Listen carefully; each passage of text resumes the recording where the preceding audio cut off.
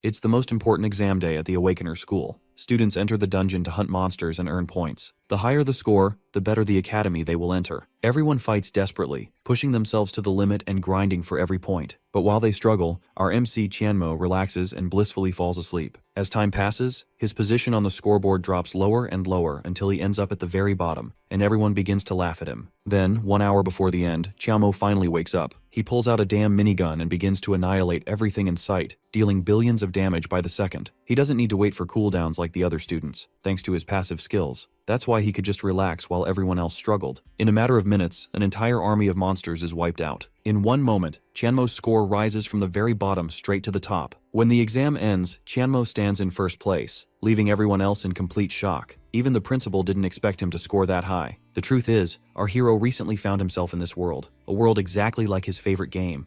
This new planet is Blue Star. It might look similar to Earth, but it was a victim of a catastrophe. About 100 years ago, an apocalypse annihilated everything. Millions of monsters attacked and killed or injured millions of humans. However, luck struck this world, and humans here are born with unique talents. As long as they face the awakening trial, they can change into a different profession and fight off the monster attacks. For that, the world works hard to create awakened people, but they also become the masters of the world. Our hero realizes that this world looks a lot like the apocalypse game he played, and he has traveled to a world where the game merged with reality. Our hero was one step away from success, but because of the talent cooldown time and damage limit, he lost to the final boss. Flashes of memories run through his mind of how he faced the final boss. But then, Li Hong brings him back to his senses. The boy gets excited seeing that his friend has crossed over too. However, Li Hong does not share the same excitement. After all, this guy actually isn't that person. He is just worried about the upcoming awakening exam that is once in a lifetime chance. And if he fails, his father will beat him.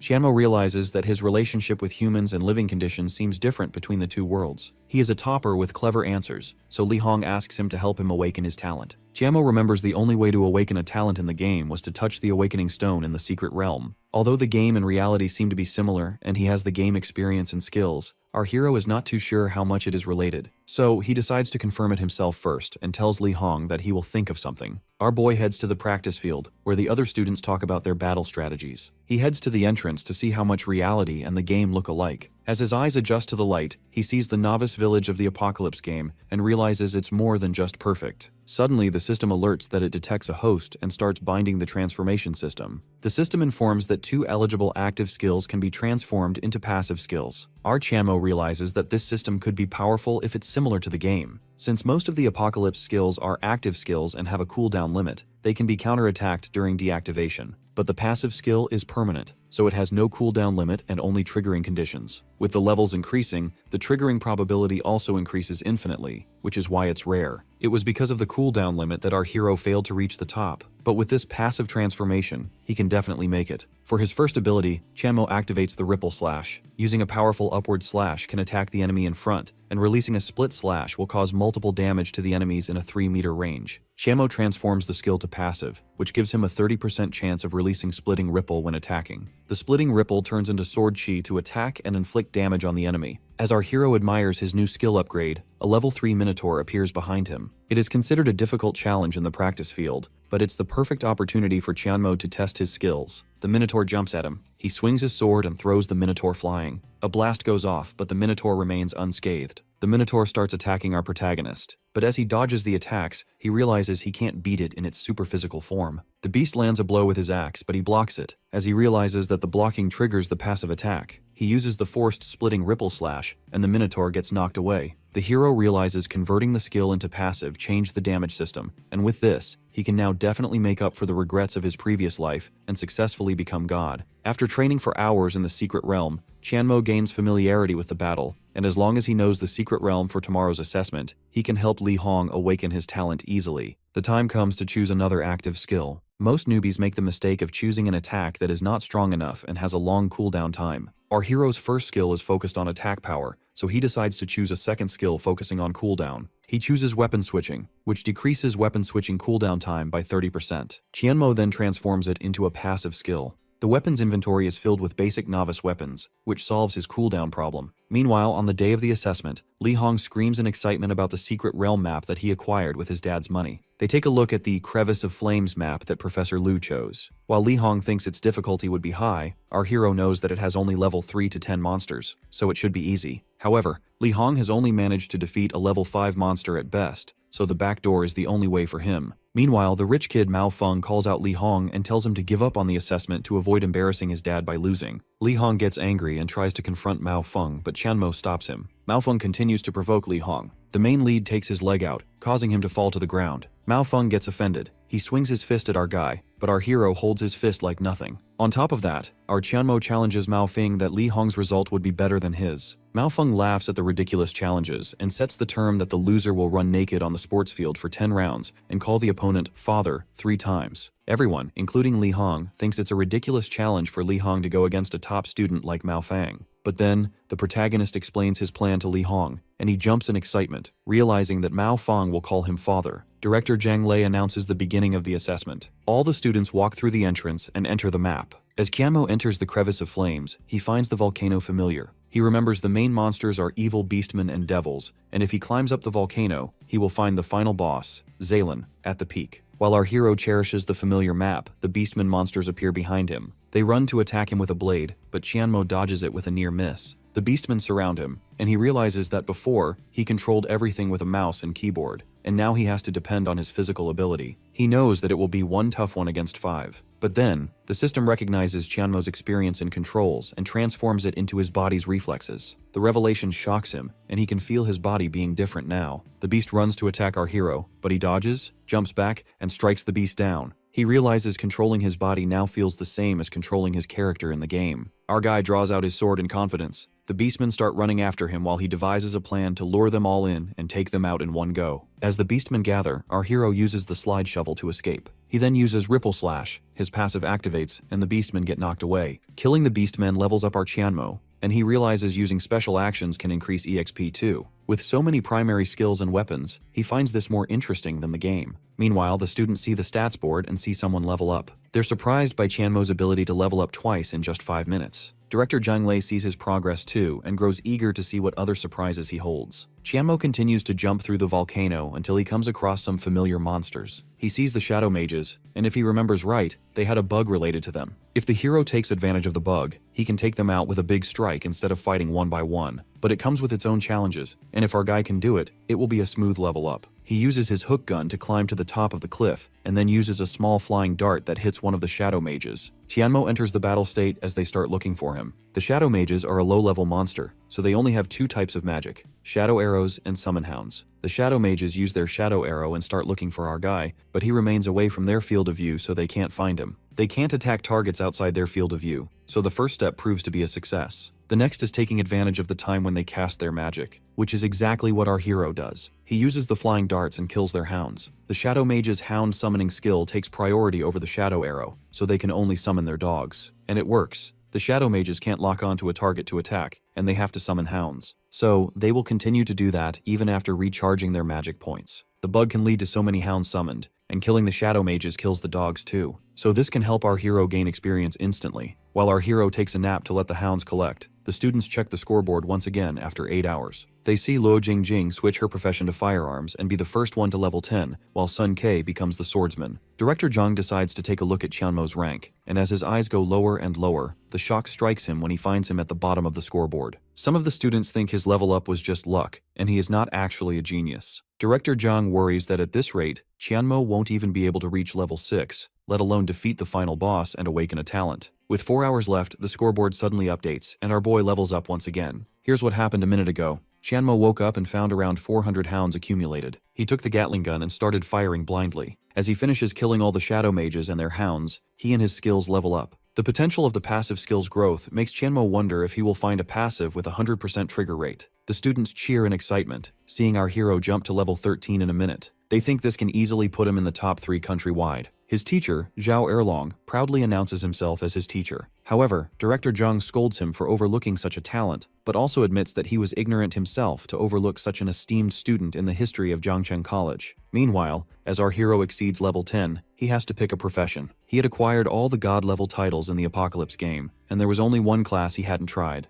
Vagrant. This special class doesn't undergo any profession change, and can use any equipment without being limited by a class's restrictions. This way, the combination of various equipment can be used to a nearly limitless extent. At the same time, he can equip a combination of equipment with the perfect attributes, but its flaw is that it is not lethal enough. The skills are plenty, but they're basically all primary skills. So, one can speed through the early stages, but later on, he will be dominated, and there's no way to make up for it with just skills. However, our hero's passive system fixes this flaw in the Vagrant class and brings it to its peak power. Moreover, the unassigned stat points automatically bind his class to the hidden class Spellbinder. Anger and rage takes over Director Zhang as the progress board announces that Qianmo chose the Vagrant class. He told Teacher Zhao that he was going to choose Berserker. Director Zhang loses all hope in Qianmo because he believes choosing Vagrant is throwing away your career. The students are disappointed too because although the Vagrant class allows one to use the skills and ability from any profession, it has the freedom and one can easily move through the early stages. But the problem arises later because you can't change professions, and all of your skills are just primary level, so eventually, you'll be dominated by your opponents. However, our hero is happy with his decision because his passive skill exchange system makes up for the flaw, and he can rely on his experience and skills from his previous world to use the Vagrant class to its peak. Things get even better for Qianmo when he takes a look at the Spellbinder's special skill. With this, he can't actively learn skills, but he has to attack an instance dungeon boss to gain skills. Our hero knows everything about the instance dungeon, which gives him an advantage that no one else has, so Spellbinder is perfect for him. Increasing passive damage is of top priority, and Qianmo decides to increase his attack speed first. With the new upgrade, he flies past the monsters without them even noticing. He realizes that it's not just his numbers increasing, but his physical abilities too. Right then, a special item, the Book of Demons, drops out of nowhere. He picks it up and realizes that he almost forgot about the special missions. He decides to hold off the final boss and focus on finding hidden items to unlock the hidden missions. With only an hour left, as the time passes, more and more students start to approach the final boss, Zalin. Only when they kill the boss and touch the Awakening Stone can they pass the exam. One of the students manages to approach Zalin. He realizes only one monster stands before him and his achievement. The student runs with a dagger in his hand, but Zalin has a devastating skill: Sacrifice. This major skill can apply continuous damage to a single target, and at the same time, a weak curse lowers the attacker's base stats. The student knows he'll lose if Zalin releases his curse, but he also feels confident in his speed. However, the confidence soon proves to be an overestimation when Zalin throws him away with just one attack. As the final boss approaches our confident student, he realizes his base abilities have lowered and he can't move. As the student flies out of the entrance into the examination hall, the students are left surprised. He was in the top 50, and even he failed. This year has become quite the challenge for the Talent Awakeners because previously, it used to be a level 10 elite boss that one person could defeat alone. And Zalin needs at least a group of 5 to beat him. Although he has a weakness for close-range attackers, no one can approach him with those guards. And this monster had been banned for 10 years, so it's quite the luck to have him against you now. After wasting time on hidden items, our hero manages to face off against the final boss at last. He notices the thick-skinned monsters are fast, but he's faster. Our hero slips away from the beast guards, attacks them, and at last faces the final boss, Zalin. While Zalin is busy using his magic spell, and as long as he's away from the beast guards, our hero has the perfect opportunity to strike. Qianmo runs towards the boss, and with just one kick, he sends the open target flying. He then thinks quickly on his feet, takes out the Gatling gun, and starts firing instantly. Thanks to our hero's human aiming machine, he manages to land all 10 shots. As the cartridge runs out of ammo and the boss enters the frenzy state, Qianmo uses his weapon switching ability. Finally, his skill selection has proven effective, preventing any compromise. He switches his weapon, scans for the weak spot, and shatters Zalin's bones with a sweep. This instance, the dungeon's difficulty is in the cooperation of the monsters. Zalin's base combat ability is not strong, but the protection of the 2 fierce beasts makes it deadly because once they buy him enough time to cast the sacrifice spell, they become unbeatable. However, with the skull protection lost, Zalin's brain is fragile. Our hero takes his spear and drives it through the final boss's head. Jingjing exits the secret realm bragging about her first place to Sun Kei, but as her eyes catch the stats board, anger fills her up seeing that our hero's friend became the first place. The other students try to console Jingjing and tell her Li Hong must have cheated, and Director Zhang has already called him to the Dean's office because there's no way he can defeat level 8 monsters with his level 7. Meanwhile, in the Dean's office, Commissioner Lu Yanmin screams at Li Hong to tell him the truth. He explains he didn't cheat, but Commissioner Liu remains persistent because he didn't even know anything about the monster's appearance before, so there's no way he defeated the monster all by himself. He threatens to expel Li Hong along with whoever aided him in the cheating. He gives in and tells the commissioner that he begged our protagonist to do him a favor, and he showed him how to bypass the monsters with their limited field of view, and he told him that he needs to touch the awakening stone fast to use it. Zhang Li tells Commissioner Liu that Qianmo broke their historical record of quickly reaching level 13, but he has not returned yet. As Commissioner Liu sees our hero's recording of the examination, his eyes remain wide open as he realizes the power of their genius student. As the students gradually leave the secret realm, they think Jingjin and Sun Ke have finished fast, while the spectators wonder where Qianmo is and think that he's a lost cause now. As Qianmo stands before the awakening stone, he thinks to himself that he will be sent out the moment he touches the stone, so he decides to take the time to complete the hidden mission. He takes out 6 items: a book, burning obsidian, withered wood, a broken sword, and the hound's skull. As our hero combines the 6 items to summon the hidden beast, a terrifying voice expresses its disdain. Finally, the great starved boss Taemin appears. He is a level 12 elite demon race warrior boss, who is pissed at our hero right now. Taemin gets infuriated and starts attacking Qianmo. Our hero dodges the attacks, but also realizes that this elite boss is much stronger than Zaylin's team of 3. However, it also has a weakness: agility. As long as he restricts the monster's attacks, he can deal with him. Taemin gets more angry as Qianmo tells him to go back to training. He runs to attack our guy, and as he gets close, our genius hero uses the sand throw, which decreases the enemy's hit percentage and field of vision for 3 seconds. Sand throw is not much, but it's perfect against enemies like Taemin to restrict their movement. As Taemin releases his passive overlord's control, the protagonist realizes why he's a hidden boss. However, our hero has a counter. He plants the self-detonating robot,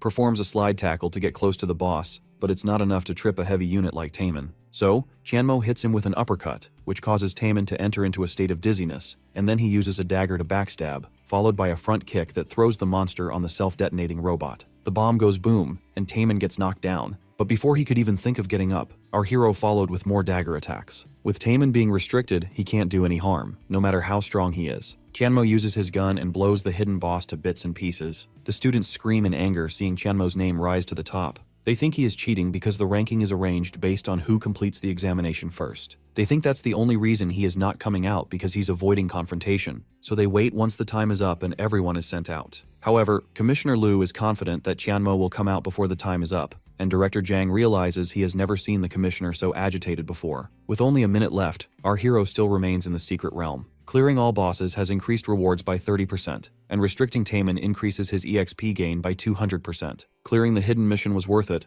but our hero wonders if the Awakening Stone will still have any effect since he has already unlocked the Vagrant class. As he touches the Awakening Stone, he passes the examination, but instead of unlocking a class, his transformation system upgrades to level 2. Qianmo has 2 skills already transformed and can transform 1 more, but with the Spellbinder class, he can transform 2 more skills. He gets Boots of Travel as a reward for completion, and for successfully killing the hidden boss, our hero gets a Book of Critical Hits, which now increases his base critical hit rate by 20%. He takes the 2 transformation skills and transforms the Gatling gun into passive first. Now, any firearm he uses to attack will have a 25% chance of randomly firing Gatling gun bullets with a 100% hit rate. Qianmo is delighted with this upgrade because now he can save effort or even fight against high-level monsters easily. Usually when fighting against same-level monsters, all the attributes are suppressed, especially the hit rate and critical hit rate, which can lead to you getting killed by the monster first. However, with this passive, as long as our hero is alive, he can take down high-level monsters. For the last transformation, Qianmo needs to choose a cost-effective skill to transform. He transforms the Wide Sweep, which now has a 10% chance of knocking down all enemies within a 10-meter range. Unlike the airborne skill, Wide Sweep needs very little energy, and with its wide-range attack, knocking down multiple enemies becomes easy. Qianmo checks his stats and finds his combat power at almost 10,000. He realizes that once he begins his journey to the mainland, he will have a fighting chance. He exits the secret realm. The entrance starts to glow a blinding bright light, and our Qianmo steps out. Commissioner Liu is shocked to see that he succeeded. However, the other students display their anger towards our boy. They demand from the commissioner to invalidate his results and kick out Qianmo and Li Hong. Commissioner Liu approaches the entrance hall, and on his order, the students get quiet at once. Commissioner Liu cheers in excitement when our guy tells him he passed. But Sun Ke, Jingjing, and the other students think something is wrong because someone who comes out last can't be on top. They demand proof, and Commissioner Liu tells them they're narrow-minded. He reveals that the reason he is first is because he's the only one who defeated the hidden level 12 boss. The students are left surprised because they didn't know about any hidden boss and never learned about it from any of the textbooks. Suddenly, Zhui Qin, the rocket class teacher, walks in. She also thinks that a weak student getting first place is an insult and he is cheating. She asks Tianmo to tell everyone how he found out about the hidden boss. Yet another surprise strikes everyone when he refuses to tell her. The students can't believe he just said no to Xueqin and humiliated her because she's the youngest rocket class teacher and is always forceful with what she wants. Suddenly Sun Ke steps forward with his sword in his hand. He challenges Tianmo to a duel. While everyone cheers for Sun Ke and tells him to teach our hero a lesson, the question is their second strongest even a worthy opponent for our hero? Tianmo asks Sun Ke if he's even worthy of a duel that offends his student pets. They think someone as strong as Sun Ke challenging our hero is thinking highly of him. But then, Jingjing steps forward, saying the protagonist wouldn't mind if she joined too since he's so confident. But Jingjing almost cries when our guy refuses to even acknowledge who she is. His opponent gets offended by his behavior and challenges our boy to an arena duel to teach him a lesson. The arena is a battleground for awakeners, so refusing would mean having your reputation destroyed. But if he accepts and if he really cheated, then he's bound to lose to his rival. Tianmo confidently agrees to help Sun Ke in his demise. Commissioner Lu sees our boy's temper and decides to take this chance to check out his real strength. After the duel is accepted by both parties, Commissioner Lu creates the site. He touches the ground, and a huge block rises from underneath. Old Tianmo tells Sun Ke to stop wasting time and runs to the top of the site. His opponent gets offended by the condescending behavior. He uses his pinnacle speed, which momentarily increases his movement and attack speed by 50%. The students cheer in excitement, seeing Sun Ke's innate talent. In an insulting tone, he calls our guy a yapper and runs at him with his sword. Tianmo dodges the attack without any effort. The students remain shocked, seeing how he dodged such a quick attack. They wonder if the transformation also increased his agility. Meanwhile, Sun Ke thinks it was luck that he dodged the attack. He charges for his combo. Tianmo uses his wide sweep. Sun Ke uses his skill Charge. Our guy retaliates with an uppercut and rises in the air. The boy's rival uses displacement and follows with a plunging strike. He thinks he's won as our guy approaches him. A loud blast goes off. The spectators think Sun Ke won, and he also thinks there's no way the main lead dodged that. But then, Tianmo emerges out of nowhere and kicks him away, leaving everyone surprised. His passive activates, and he reminds Sun Ke that his pinnacle speed is a tortoise compared to his near 100 agility. Teacher Shui is surprised that everything ended so quickly. A genius like Sun Ke was defeated within 30 seconds. Tianmo turns to Jingjing and asks if she wants to fight, but Jingjing accepts that she's not worthy of him. The students instantly switch sides with the victorious. They start to simp over our hero and his strength. Jingjing, who first despised our MC, is all of a sudden drawn to him. Commissioner Lu realizes that with his reaction time and skill timing, he is stronger than he was when he was younger, and he can even become a 5th-tier god. He realizes that they need to keep old Tianmo in Zhang Tianmo at all costs. Commissioner Lu announces 1 million Blue Star currency as a reward for the main lead's outstanding performance and gives him the title of Heaven's Pride Student. The title's announcement leaves everyone shocked, which makes Tianmo realize it means something, and he wonders if he can exchange it for money. Director Zhang realizes it's been more than 20 years since the last Heaven's Pride student, and that student is already a 4th-tier professional, where the average awakener might only become a 2nd-tier professional, and the entire Zhangqianmo Education Committee has Lu and some others as 3rd-tier. Giving this title to Qianmo means he can at least become a 4th-tier professional. Meanwhile, Teacher Shui realizes if she reels the future 4th-tier professional into rocket class and becomes his teacher, she can make a name for herself. Teacher Shui approaches our hero and asks him to be the class monitor of the rocket class and offers to give him private tutoring before exams. The students scream in excitement and jealousy because it was their dream to be privately tutored by Xueqin. However, he tells her that she or anyone in the school can't teach him because there is no vagrant here. Teacher Xueqin gets offended that a level 14 student told her she can't teach him. But Commissioner Lu tells her that no one can cross the class barrier and be a good teacher. Everyone abandons their primary skills after class change, and they don't have any experience with the combos and skills of the vagrant class. There's no one throughout the country who can teach Tianmo,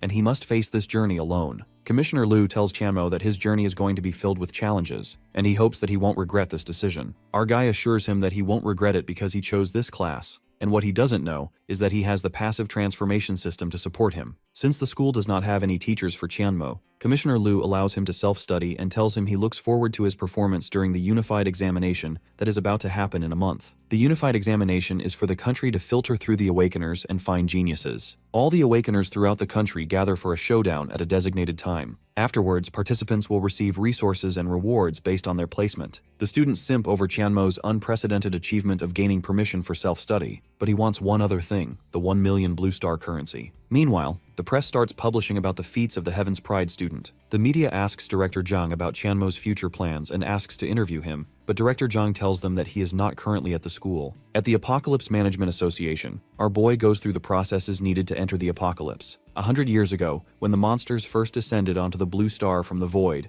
after nearly killing the human race to the point of extinction, they left on their own. In order to fight against this calamity, the humans noticed the mainland of the apocalypse through the crack in the void from where the monsters had entered, and they discovered a way to freely enter. Soon began the frenzied era of the entire world entering the mainland of apocalypse. The mainland gradually became a battlefield for the awakeners of all countries. Only awakeners with great talent established themselves here. In comparison to the simulated school area, a lot more can be done in this zone. Our hero's most important goal is to quickly reach level 20 and use absolute strength to pass the unified exam. As he teleports to the shattered archipelago, Chanmo gets taken away by nostalgia after seeing how similar it is to the game. Some newbies invite him to join them for monster hunts, which is a common practice among newbies to level up. But our hero has knowledge of his previous world, and he can find the best hidden missions with the best cost-reward ratio. Our boy reaches a deserted and dilapidated village where he finds what he was looking for. This villager, who was fishing the other day, saw a humongous dark shadow, but no one believed him, and he wonders if there's anyone who can help him prove it.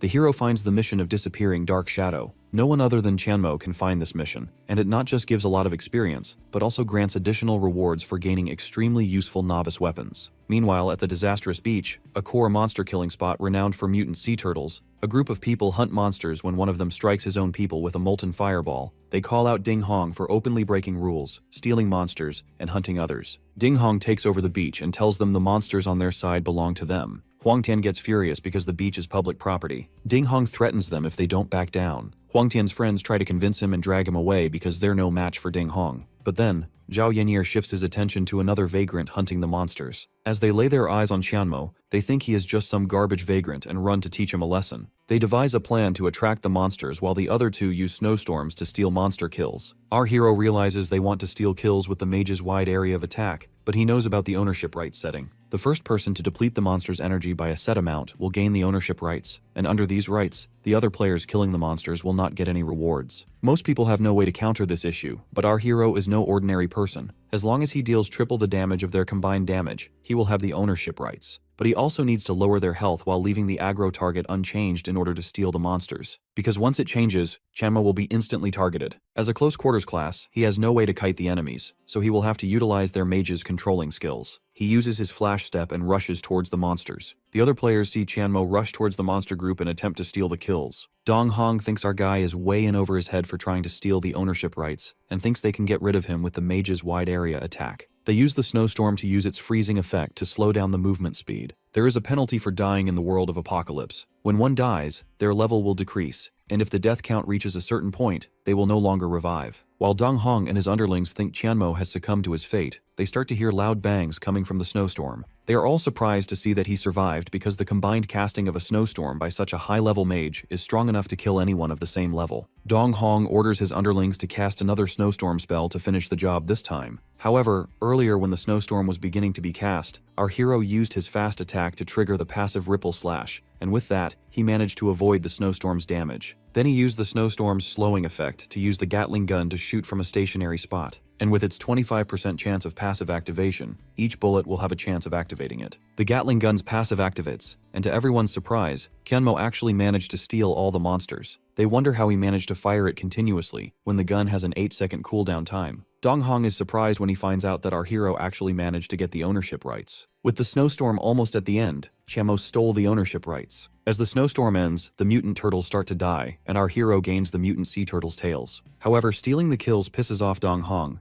and he swears to make him pay. Huang Tian and his friends start laughing at Dong Hong for letting someone steal their monsters. Dong Hong tries to do something out of anger, but Zhao Yanir stops him from doing something stupid. She knows Mo's damage was higher than all of them, so doing anything against him would be stupid. Dong Hong tries to leave with the hope of crossing paths with him once again, but Chanmo stops them. Unless they want to level up from the start, he tells them to hand over all the items they have farmed. Sun Weijun steps in and threatens to fight even if both sides suffer. Huang Tian and his friends see the fireball and finally understand why he is a part of a top 10 school. They admire our boy's skills, but they think he's still a vagrant, so he doesn't stand a chance. Sun Weijun starts to cast the fireball, but Qianmo stands idle, waiting for him. Sun Weijun thinks he's scared and can't move. He throws the fireball. Our boy switches to boxing gloves, takes the explosive punch, and runs towards Sun Weijun. He uses the sidestep and then a flying kick and throws Sun Weijun flying. Sun Weijun refuses to back down, but then Dong Hong stops him. He takes out the items they farmed and politely hands them over to our hero. With 120 taels, he is happy he saved time and lets them go. Seeing old Qianmo defeat one of the top school students, the players start to simp over him and beg him to be their team leader. But one of them is sensible enough to know that Qianmo is here only to gain items. Seeing them chant for him, our hero realizes it's just like his previous world. Those with strength decide who reigns supreme in the mainland of the apocalypse, and for now, no one will bother him from gathering items required to complete the mission. Qianmo still needs a couple hundred more taels, so he has to grind all night. The next day, Qianmo finally finishes the exhausting task of gathering 400 taels. But on the bright side, he leveled up too. Using the 6 unassigned stat points on agility finally helped him exceed the barrier of 100,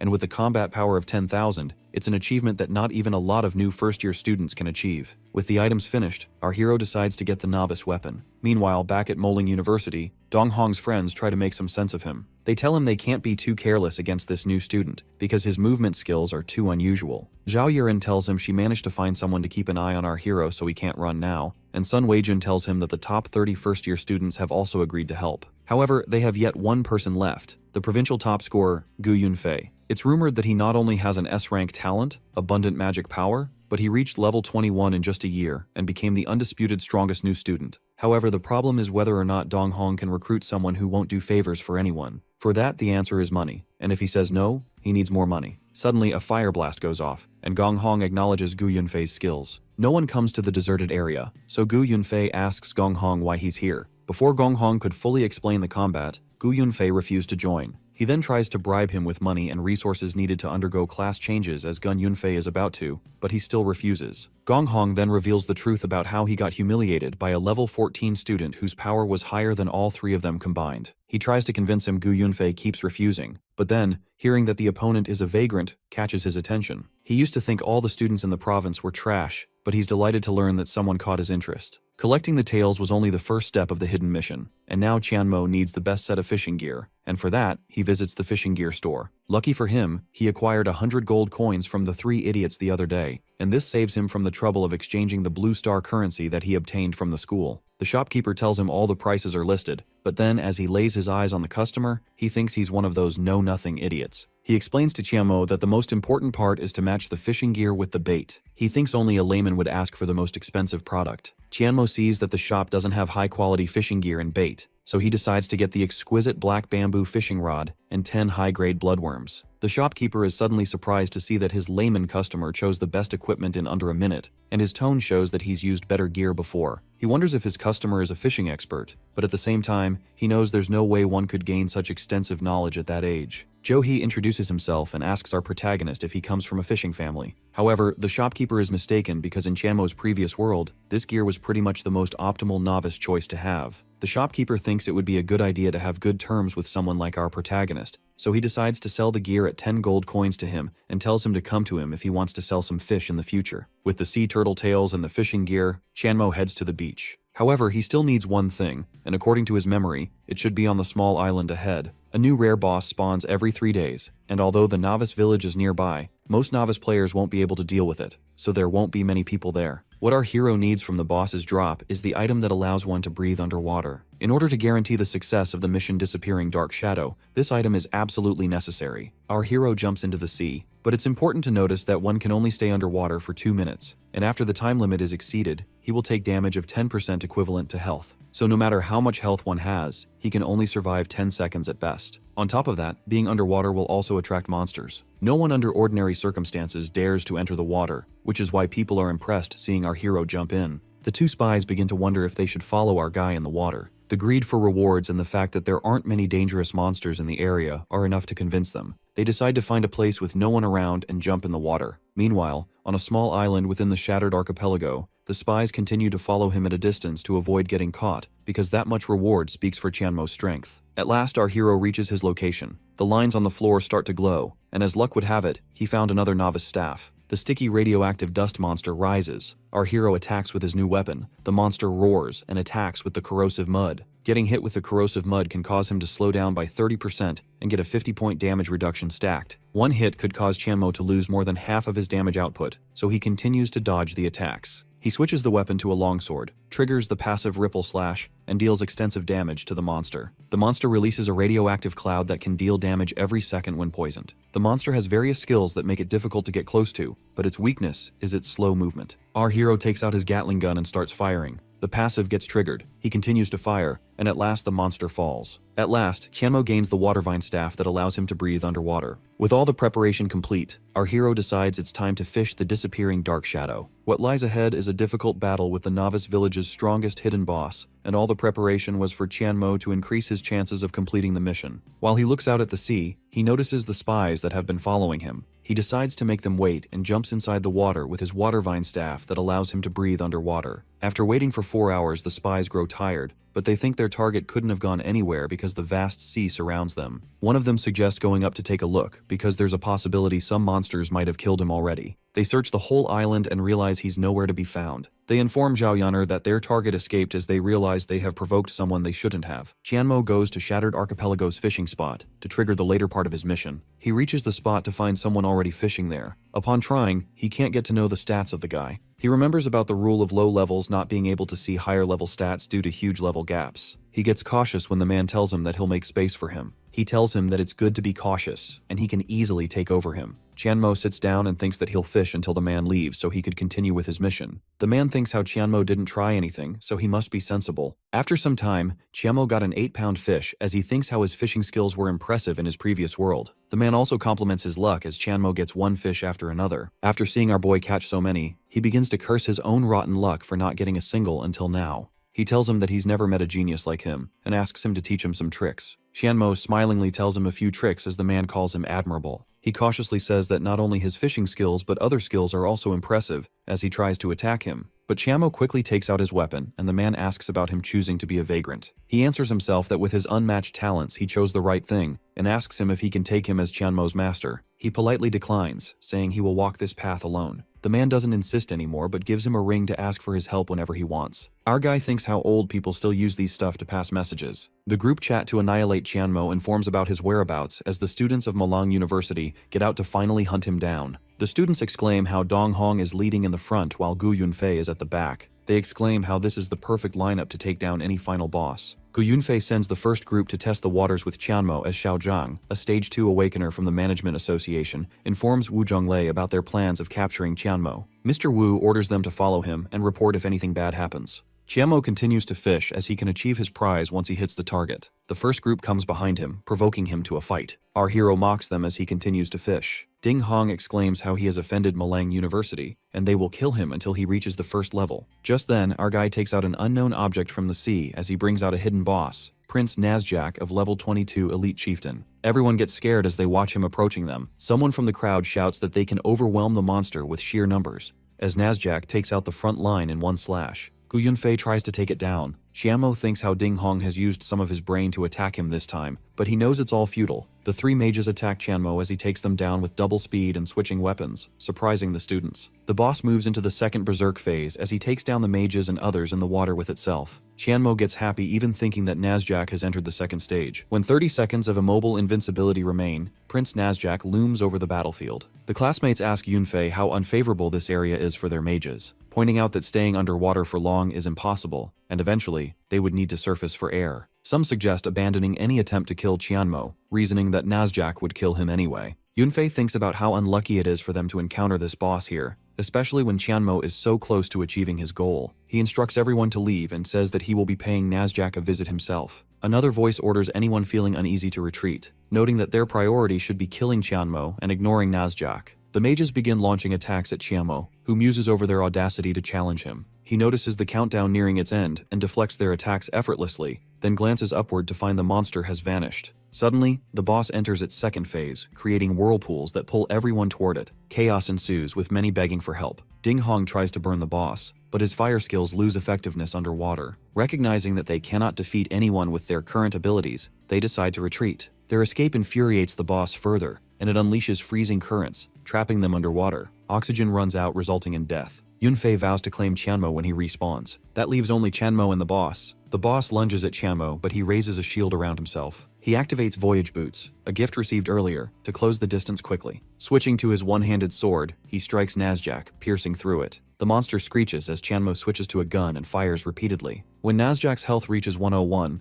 Qianmo activates Circling Shuriken, attacking the boss as it continues screeching and threatening him. His attack shreds the monster into pieces. A notification board congratulates him as he upgrades to level 17. The reward excites Qianmo as he obtains the Title Charm of Epic level. He considers it a new trump card, realizing this skill works on both monsters and humans. Now, he is practically invincible when facing enemies of the same level. At Zhongcheng City's Education Bureau, Tianfeng opposes giving Qianmo a recommendation quota spot this year, arguing that he chose the path of a vagrant and lacks class transfer, so they cannot waste the spot on a student with no future. Li Tian defends him, citing the widely known unfairness of the quota. A man in glasses proposes a straightforward solution. Originally, the spot was meant for Li Daoyu, who reached level 12 during exams. However, due to Qianmo's sudden emergence, they must reconsider. He suggests a duel between the two, with the winner claiming the coveted spot. The fisherman calls Qianmo, telling him it takes ages to count all the fish since there are just too many. The final total comes to approximately 800 pounds.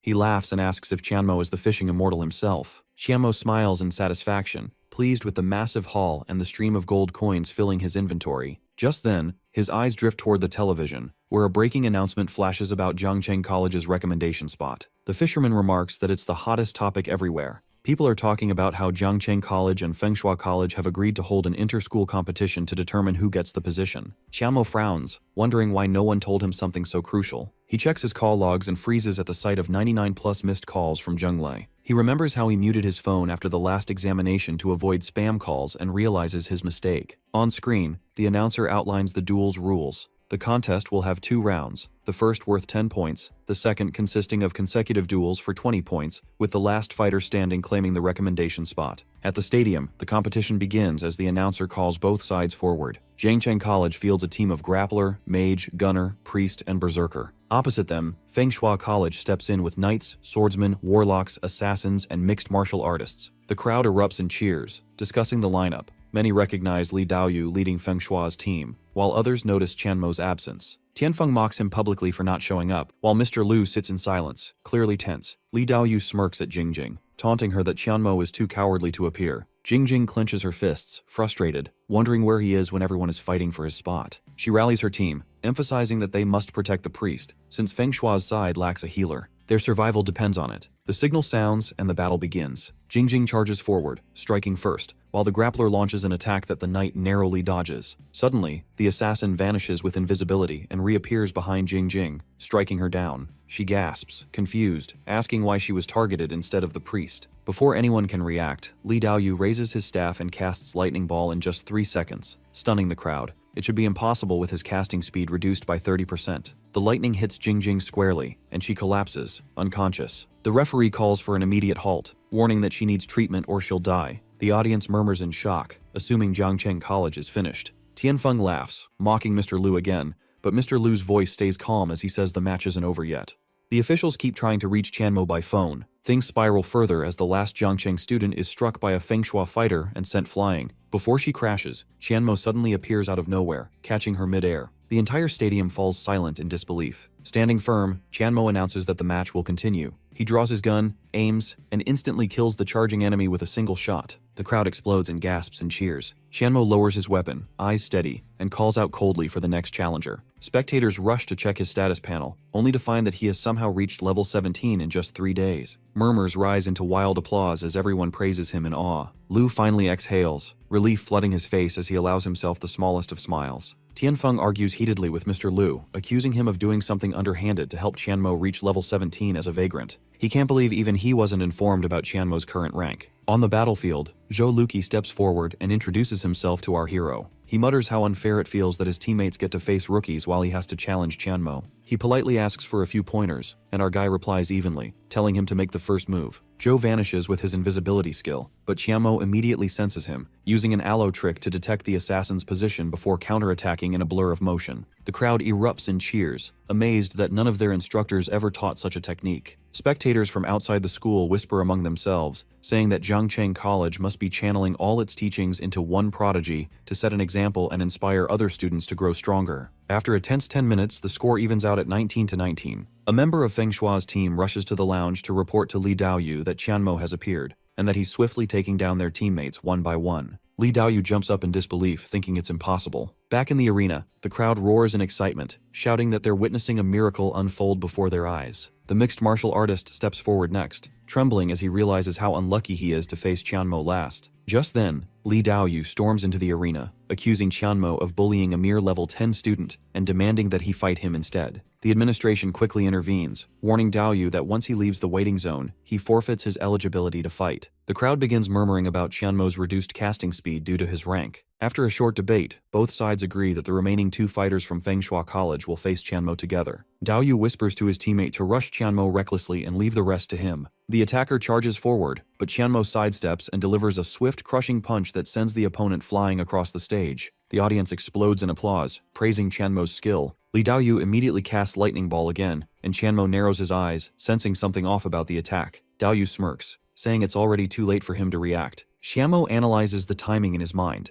It's half a second faster than it should be. The lightning hits, but Qianmo stands unharmed. Calmly, he announces that Li Daoyu must have used a second-tier blessing from the secret realm to boost his casting speed. Daoyu's expression freezes as he stammers, trying to deny the accusation. The crowd bursts into discussion, recalling how that special buff can only be activated with help from an expert, which counts as external assistance, and is strictly forbidden. The audience quickly turns against Daoyu, applauding Qianmo for noticing what everyone else missed. They start shouting accusations of cheating, demanding an investigation. Lu points out that the entire match would have gone unnoticed if Qianmo hadn't spoken up, and urges the officials to check the data. Furious, Tianfeng rises and calls the claim nonsense, saying that if even the elders didn't detect the irregularity, there's no way a third-year student could. He suspects that Qianmo must be hiding something himself. The hero responds firmly, declaring that he knows every skill from every class, and that's exactly why he could spot the irregularity so easily. Tianfeng begins arguing with Qianmo, accusing him of boasting about his abilities and overestimating his own knowledge. The crowd starts murmuring that it's impossible for anyone to know every class with such precision. Tianfeng scoffs, saying that he'll personally test Qianmo's so-called intelligence, and if Qianmo gets even one question wrong, he won't let him off easily. With that, he fires his first question, asking about the infighter's skill. The audience laughs, claiming it's pointless to think Qianmo would know the answer, since the infighter class is among the most obscure and least used in the game. Tianfeng smirks confidently, certain that he's finally cornered him. Qianmo takes a moment to think before calmly explaining the will driver technique, describing how infighters rely on inner will to trigger combat enhancements instead of physical energy. His answer leaves Tianfeng frozen in disbelief. How could Qianmo possibly know such intricate details? The crowd erupts in applause, thrilled to see Tianfeng lose at his own challenge. Trying to recover, Tianfeng insists that Qianmo must have just been lucky, but before he can say more, Li Daoyu steps forward. He challenges him next, asking questions about his hidden warlock trait. The audience immediately starts grumbling that this is unfair, since such a question relies on rare, secret information. Yet Qianmo answers with composure, revealing the warlock's hidden trait in full detail, the ability to convert dark energy into soul-binding chains that strengthen under fear. Li Daoyu demands to know how Qianmo could understand something so specific about his class. His composure breaks, and he accidentally stumbles backward, tripping over his own feet and falling hard to the ground. The announcer raises his voice, declaring that the test is over, and sighing that it's unfortunate Li Daoyu chose that path. Even Tianfeng, defeated and humbled, admits his loss. He asks the crowd to show mercy to Feng Shua College, confessing that everything spiraled out of control because of his own pettiness. The announcer makes the official statement that Feng Shua College is disqualified from the competition, and the championship title now belongs to Zhangcheng College. The crowd explodes in cheers, chanting Qianmo's name while the arena fills with celebration. After the commotion, Qianmo turns to Commissioner Lu, asking for detailed information about the secret realms of each top 10 university. In the office, as he examines them one by one, he frowns. None of them offer what he's truly seeking. Lu then mentions Shenyu University, which immediately catches his attention. Qianmo questions why it isn't listed among the top 10, and Lu explains that 50 years ago, its secret realms became overshadowed by other schools because they were too difficult to clear, causing students to abandon them over time. Qianmo listens silently, then declares that he will restore its former glory, choosing to take the entry exam of his own accord rather than follow the recommendation quota. The officials try to dissuade him, warning of the risks, but he refuses to back down. He simply asks Mr. Liu to prepare everything he'll need. Meanwhile, a messenger delivers a sealed data file to Wu Zhonglei, containing Qianmo's complete performance record. As he studies the stats and achievements, an unexpected visit arrives from Malang University. When he gets there, Wu finds a crowd of angry parents accusing Qianmo of being dangerous, claiming that he lowered their children's levels and ruined their progress.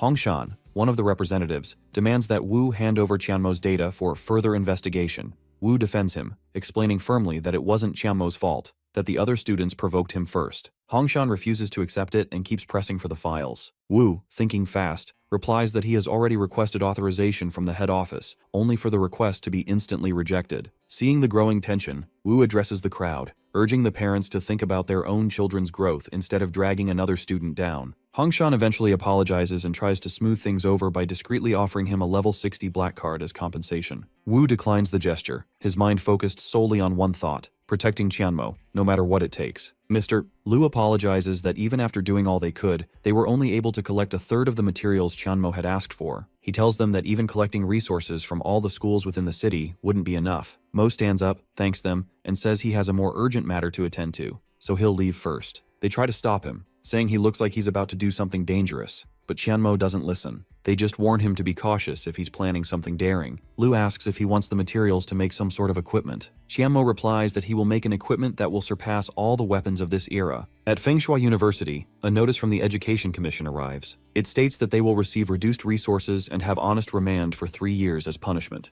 Li Daoyu won't be able to apply for any university for 5 years, and all the teachers who were directly involved will be fired and permanently banned from re-employment. Others exclaim that this punishment will bring the downfall of Fengshui University, as it's basically breaking its foundation. An official sighs, saying that dark times are about to start for them. Just then, a messenger enters telling them that Qianmo has offered them a visit. They all get up to meet him, asking about his purpose and whether he thinks they haven't been punished enough. The principal asks if he has come to mock them even more. Qianmo answers that he's not that petty and that he has come to start a secret realm competition. The principal and the students are shocked, with some not even knowing what Qianmo has asked for. He informs them about his intention. The rightful ownership of their realm will go to whoever achieves the goal. As the teachers criticize him for overestimating himself, Qianmo then asks if they're scared and challenges them with a bet. He tells them that if he is able to catch their secret realm today, then they will have to provide him with 5 of the 20 materials on his list. The principal looks at the list and asks what will happen if he fails. Qianmo replies that he will agree to any condition they set. The principal agrees and takes him to the opening of the secret realm. They inform him about the total of 4 primary secret realms, and that if he is able to catch any one of them in 3 attempts, he will be granted victory. Everyone thinks Qianmo is going to choose the easiest realm to pass it quickly, but our hero chooses the Black Fathom Deeps, the hardest one. He declares that he's confident in his skills. The principal says they will broadcast it on big screens. He enters the realm, remembering from his past life that it's located in dark waters, and the monsters are composed of fishmen. Just then, level 16 monsters start attacking him. He fends off the attacks and brings them down while switching weapons. The students watch his strength in awe and admit how powerful he is. He moves on to the trickier part of the dungeon. As he comes across it, he uses a basic leap skill to move past everything, leaving everyone shocked. The principal asks how much time has passed. The officials tell him it's only been 12 minutes. Qianmo comes face to face with the Lobster King. He boasts how this monster's stats are lower than radioactive dust and that he has nothing to be afraid of. The Lobster King roared at Qianmo, using his ultimately powerful powers, trying to make him fall. The Feng people were making fun of him, that he didn't even analyze the terrain beforehand. They're excited to see Qianmo get devoured by the frenzied piranhas. Now he's down, for he's basically in a trap that he can't escape. Using his ultimate skills, ledge slide, neck slide, he attacks Barton's neck, making him bleed. Barton thinks to himself that the blood will only be a disadvantage to Qianmo, as it will frenzy the piranhas. Qianmo thinks to himself, the fishes won't know that they are only attacking their boss. Seconds later, Barton screams in pain that he's being hurt by the fishes. The Feng people, surprised by his intelligence and strategies, still think if he meets a dead end in the labyrinth, he'll definitely not make it. When suddenly they all are shaken as looking at the screen because of the path he is choosing, he is not making any mistakes in the labyrinth. He is using his master's ancient skills. The room is full of people thinking of how everyone thinks he has done this before. In just 2 hours' time, he has reached the final boss's room. He is just superior to others. The principal panics. Qianmo finally reaches the final room, looking around thinking to himself, this won't be hard because of his current combat tricks. The students and the teachers are all seeing him with doubt. Is he going to fail or win this extremely hard challenge? Back to our boy, While surrounded by the level 18 Black Serpent Swamp, he activates his signature Soul Blender skill, known as Hazy-Eyed Bremen. This ability weakens all the snake's resistance against any attack. He quickly leaps out of his spot and fires napalm bullets, drenching the snakes in a highly flammable substance. By now, even the spectators watching him realize what he's trying to pull off. With his wand in hand, my guy summons a massive meteorite, crushing the snakes and letting the flames consume them completely. Everyone is stunned at how strategically the boy handled the situation. Even the Manhwa College principal can tell this kid is truly a diamond in the rough. Back to Chanmo. He's now facing a servant known as Akumai, a level 20 Hydra elite boss. The servant immediately begins spewing corrosive venom, forcing our boy to dodge left and right. Closing the distance, Chanmo slashes one of the serpent's heads with his daggers, then swiftly goes for another. With the third head down as well, Chanmo successfully takes down an elite boss that possessed self-regeneration abilities that our boy rendered completely useless. Chanmo opens the stats, ordering the box to open. He finds all the basic materials he needs for his mission. People watching his record are stunned he's doing it again. He's breaking the record and proving the people of Fung College wrong. Once he returns, he asks them boldly if they've seen what he's done. He's broken the record, leaving everyone in shock. The people of Fung College assure him he will receive the required materials in 3 days. He agrees and then asks about the other realm. With a smirk, he taunts them, asking if they'd like to place another bet with him. But all of them decides not to bet again, because they know they will lose again. But according to their initial promise, the principal reminds them that they can't say no to our boy's request. So, the principal steps forward to make another bet. They promise Chanmo multiple times the materials he needs if he wins. But the condition is to merge Fung College with Jiangcheng College. In the Tianhe College office, the Tianhe College principal shouts angrily, claiming Fung College is saving itself by taking advantage of Tianmo. In Tianhe College's office, the principal Zheng is informed about the protagonist's arrival. He tells Wang to calm down, because he already saw it coming. He's aware that it's not a big deal for the hero to break his school records. The principal believes that Chanmo could never reach Secret Realm Hall. As our boy reaches the college, a faculty member of the college outside the gate, known as Zhang, challenges our boy for a duel, which is sort of going against the rules, but there isn't much of a level difference between the two. On the other hand, the office specialists are all trying to find Chanmo's weaknesses in order to take him down. Outside, Zhang warns our hero for the damage he's about to get and uses his lightning leg technique, but our guy pulls off a counterattack move, bringing Zhang to the ground effortlessly. The students of the college cheer and praise him as he makes his entrance. Another teacher steps forward, challenging him as well in order to finish his energy before he reaches the secret realms. Chanmo thinks to himself that he'll finish this quickly. Using ancient techniques, he shatters his opponent's soul in a single strike. The office falls into panic, thinking, how can a student do this to them? They try to calm each other down and regroup to fight Chanmo together. But one by one, all the school's beast tamers and warriors come up to face him, and one by one, Chanmo takes them all down with his invincible powers. After all the teachers are defeated and lying on the ground, the principal begins to panic. Realizing there's no way out, he approaches Chanmo nervously, trying to speak sweetly in order to save himself. With fear in his voice, he politely offers Chanmo entrance to his college, hiding his trembling hands behind his back while shaking inside. At the Zhang City College conference room, there is a discussion going on about the progress in the school's advancement that has been noticed in recent days, and it's because of the student Chanmo in the past 2 weeks. The principal has called out the conference to discuss a certain matter, which is basically to confer Chanmo with the honorary president title. He also questions everyone for the agreement and disagreement, and as there are no objections, he decides to hold the ceremony until Chanmo returns. The principal is curious to know that after causing such a huge commotion, where did he vanish without a trace? The scene then cuts to Apocalypse Continent, Lanos Coast, where our guy can be seen obliterating monsters left and right. After gaining up some stat boosts, he checks his profile with satisfaction. Chanmo realizes that even after an overall upgrade to his passive skills, there is a huge increase to the damage he can deal, and because of that, he has to consider things carefully for the last 2 transformation slots. He has already plundered the top 20 schools in Zhang City and has collected all the material he needs, so for now, he decides to forge the weapon that transcends the current era. Chanmo goes to learn the forging and equipment manufacturing, where he is instructed that the learning fee is 50 gold coins, and the subcontract fee starts from 100 gold coins, and if he doesn't have the money, he can leave without wasting time. Chanmo feels that the price is quite expensive, but by looking at Jiang Lao, he doesn't seem to be greedy. As our boy pretends to leave while subtly flexing his blueprint, the old man gets curious about it and wants to see the blueprints, and he questions him where he got that blueprint from. Our boy agrees to give him a look at his blueprints, but instead he wants compensation for the fees. In response, Jiang Lao instructs him on the location of the learning book and asks him to read it by himself. After knowing that Chanmo is an exceptional genius because of the blueprint, Jiang Lao requests him to let him participate in the manufacturing of the weapon, and he provides him with all the fees free of cost. Chanmo says he has 4 blueprints with him, and he wants Jiang Lao to forge them for free so that he can have a look at his skills. 2 hours later, Zhang Lao comes back after forging all the weapons. He burned out all of his precious materials, and he still wasn't able to forge the weapons at their original level. They were supposed to be at level 50, but they are only level 25. Anyhow, our boy equips himself with this premium grade shit, and can feel the power-ups within him.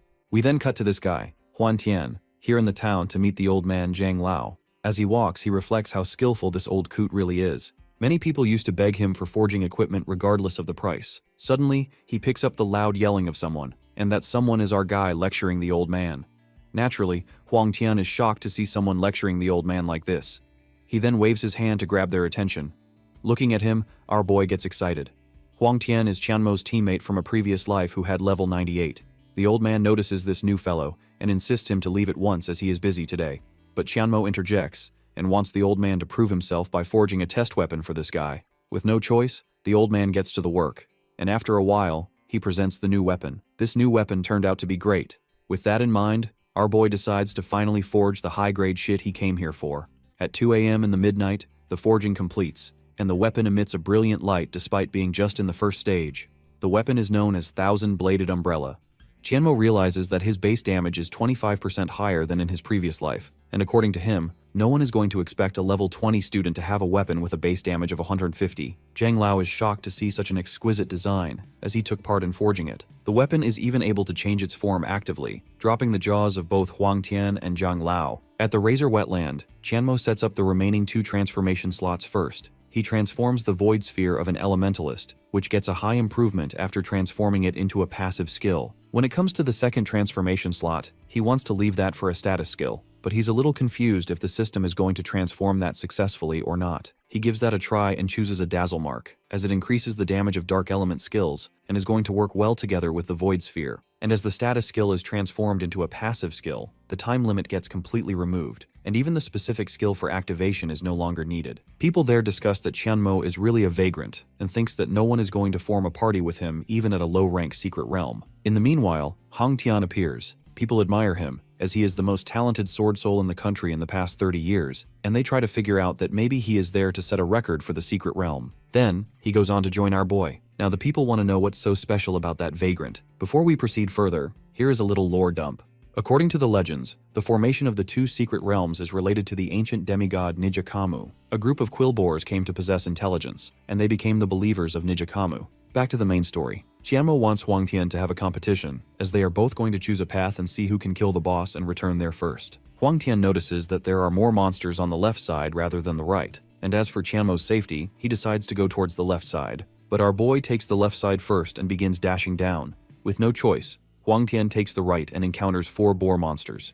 He somehow managed to defeat them with his attacks. It has been less than 10 minutes, and Huang Tian is already at the 1/3 point of the journey. Meanwhile, Qianmo wants to give the monsters a taste of the power of his new weapon. His 1 round of firing used more than 50 bullets with an average damage of 170, and he didn't even spend all of his efforts in forging that, which is a kind of damage that cannot be done with some kinds of plugins. On the other hand, Huang Tian slashes the monster in one swing as he claims today's performance is pretty good, setting a new personal record. He notes how switching to a new weapon has boosted his strength significantly. He wonders if Qianmo is still fighting the minor mobs. He turns around and finds Xiangmo, who is not injured. He asks if he's back already, and assures him that running away from a losing battle is the smarter choice. He tells him to stay put and walks away to clear the path, only to find that every monster is already dead. He finds the corpses of elite boarmen and wonders if Qianmo is the one who killed the high-level monsters, ones even he couldn't manage to take down. He questions if the level 20 player is actually stronger than him. He reaches the spot and asks where Agum, the monster who was supposed to be there, has gone. Qianmo tells him to look up in the tree above. Huang Tian glances up only to find Agum's lifeless body. That surprises Tian. Qianmo managed to do so much in such a short amount of time. He tells Qianmo that he has gained his respect and asks him how he was able to do all that. Qianmo calmly explains that he too can achieve that goal and proceeds to tell him all the techniques he used. Tian writes it down carefully, taking notes as they continue facing more challenges together. Qianmo silently thinks to himself that the development plan for the future #1 soul sword has officially begun. Tian fights the monsters as Qianmo keeps instructing him about where he went wrong. Tian fights with more determination,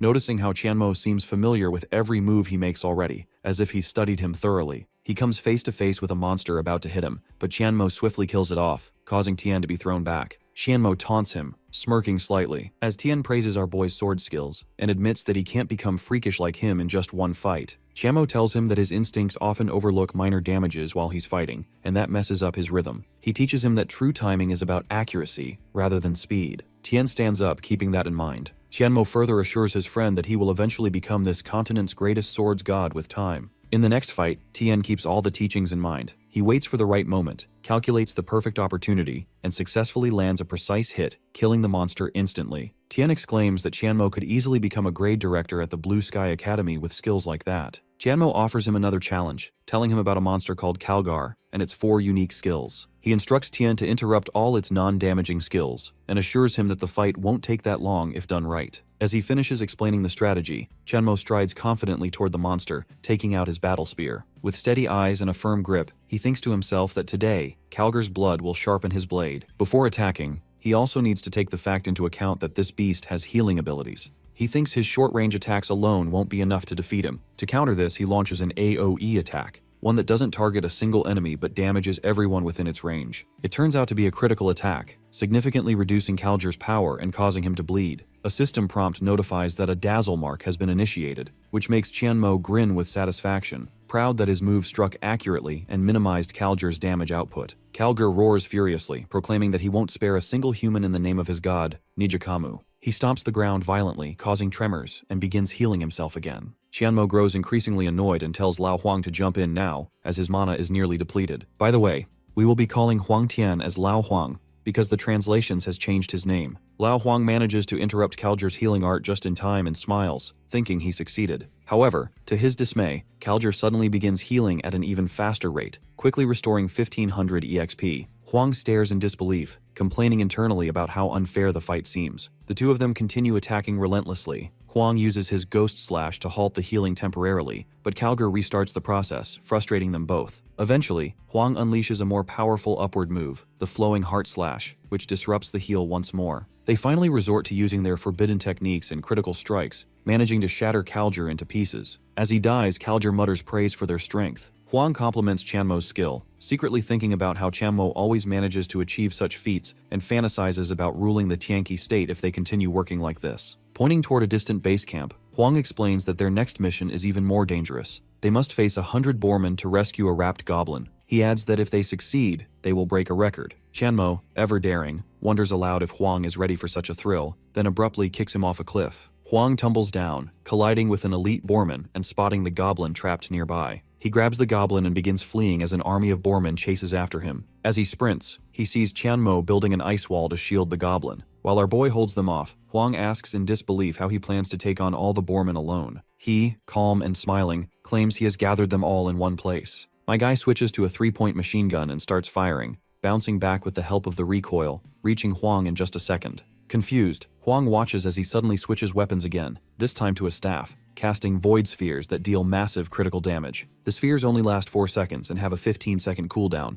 which shocks Huang. He can't understand how Tianmo is managing this, and hesitantly asks what they will do if the enemies scatter. Tianmo replies that mana management is key, and the bullets are clever enough to utilize it well. As the boarmen fall, the void spheres fade, leaving the battlefield in silence. Huang watches in awe as the enemies vanish like smoke. Tianmo then tells him that if he sticks by his side, he'll see even more miracles come true. Both of them receive a notification. They've broken the previous record and leveled up. Tianmo stands tall, his power growing stronger, while Huang stares at him in amazement, beginning to believe in the impossible. Tianmo and Huang Tian's record beat the previous ones as they completed the challenge in 2 hours and 14 minutes, making them first on the leaderboard. The other players praise Tian for how he's setting new records with a newbie. Tianmo obtained many items upon finishing the challenge and opened the diamond treasure chest, acquiring the phantom cloak of rare level. Tian shows his items to him, saying he got the rare shoulder guard, then gets surprised seeing Tianmo's second advancement items, telling him the advantages of auctioning those items for millions of blue star coins. The goblin thanks them for rescuing it, and informs them about the secret connection between the boarman and the undead scourge. He gives them a letter and says that it has recorded everything in it. With that, he makes his way back through the portal. Tian asks if it's the legendary hidden quest because he has never stumbled upon it before. Tianmo tells him that this quest only appears because they managed to escort the goblin in just 10 minutes. He examines the quest and says that their current level is not sufficient, and plans to complete this challenge after the new awakening. Tianmo tells Tian that he has a place to show him and takes him to a wall. Tien breaks the wall using army-breaking Rising Dragon Strike and reveals a cave. That surprises Tien a great deal as he exclaims that it's an altar. He informs Tianmo that he has only seen it in textbooks, how Awakeners can learn a skill from another class. Tien thanks Tianmo for how he has valuable information and is sharing it with him. Tianmo tells him to activate the altar to learn the skill. After activation, Tien receives Rage Burst. Tien moves on and says that he's more excited to know about Mo's skill. Tianmo wonders what skill the altar could give him. The system shows him a list of second advanced skills because of him being a spellbinder. He chooses the Quantum Explosion as he thinks about how his fire powers will have no blind spots now. We then cut back to that old smith's workshop our boy is currently visiting. Elder Jiang praises them for their new record as Tianmo asks to borrow his anvil and furnace for his entrance exam. Elder Jiang gets surprised but thinks maybe he has 3 days left till the exam, and with his talent in cultivation, he must not let a blacksmith delay his exam. The old man fears that he may not get sufficient experience in forging in just 3 days. Xiamo tells him not to worry because he knows what he's doing and gives him Nijikamu's bloodstones. Elder Jiang tells him that the stones will be worth at least 50 units. He tells Tianmo that he can even create a miracle with them.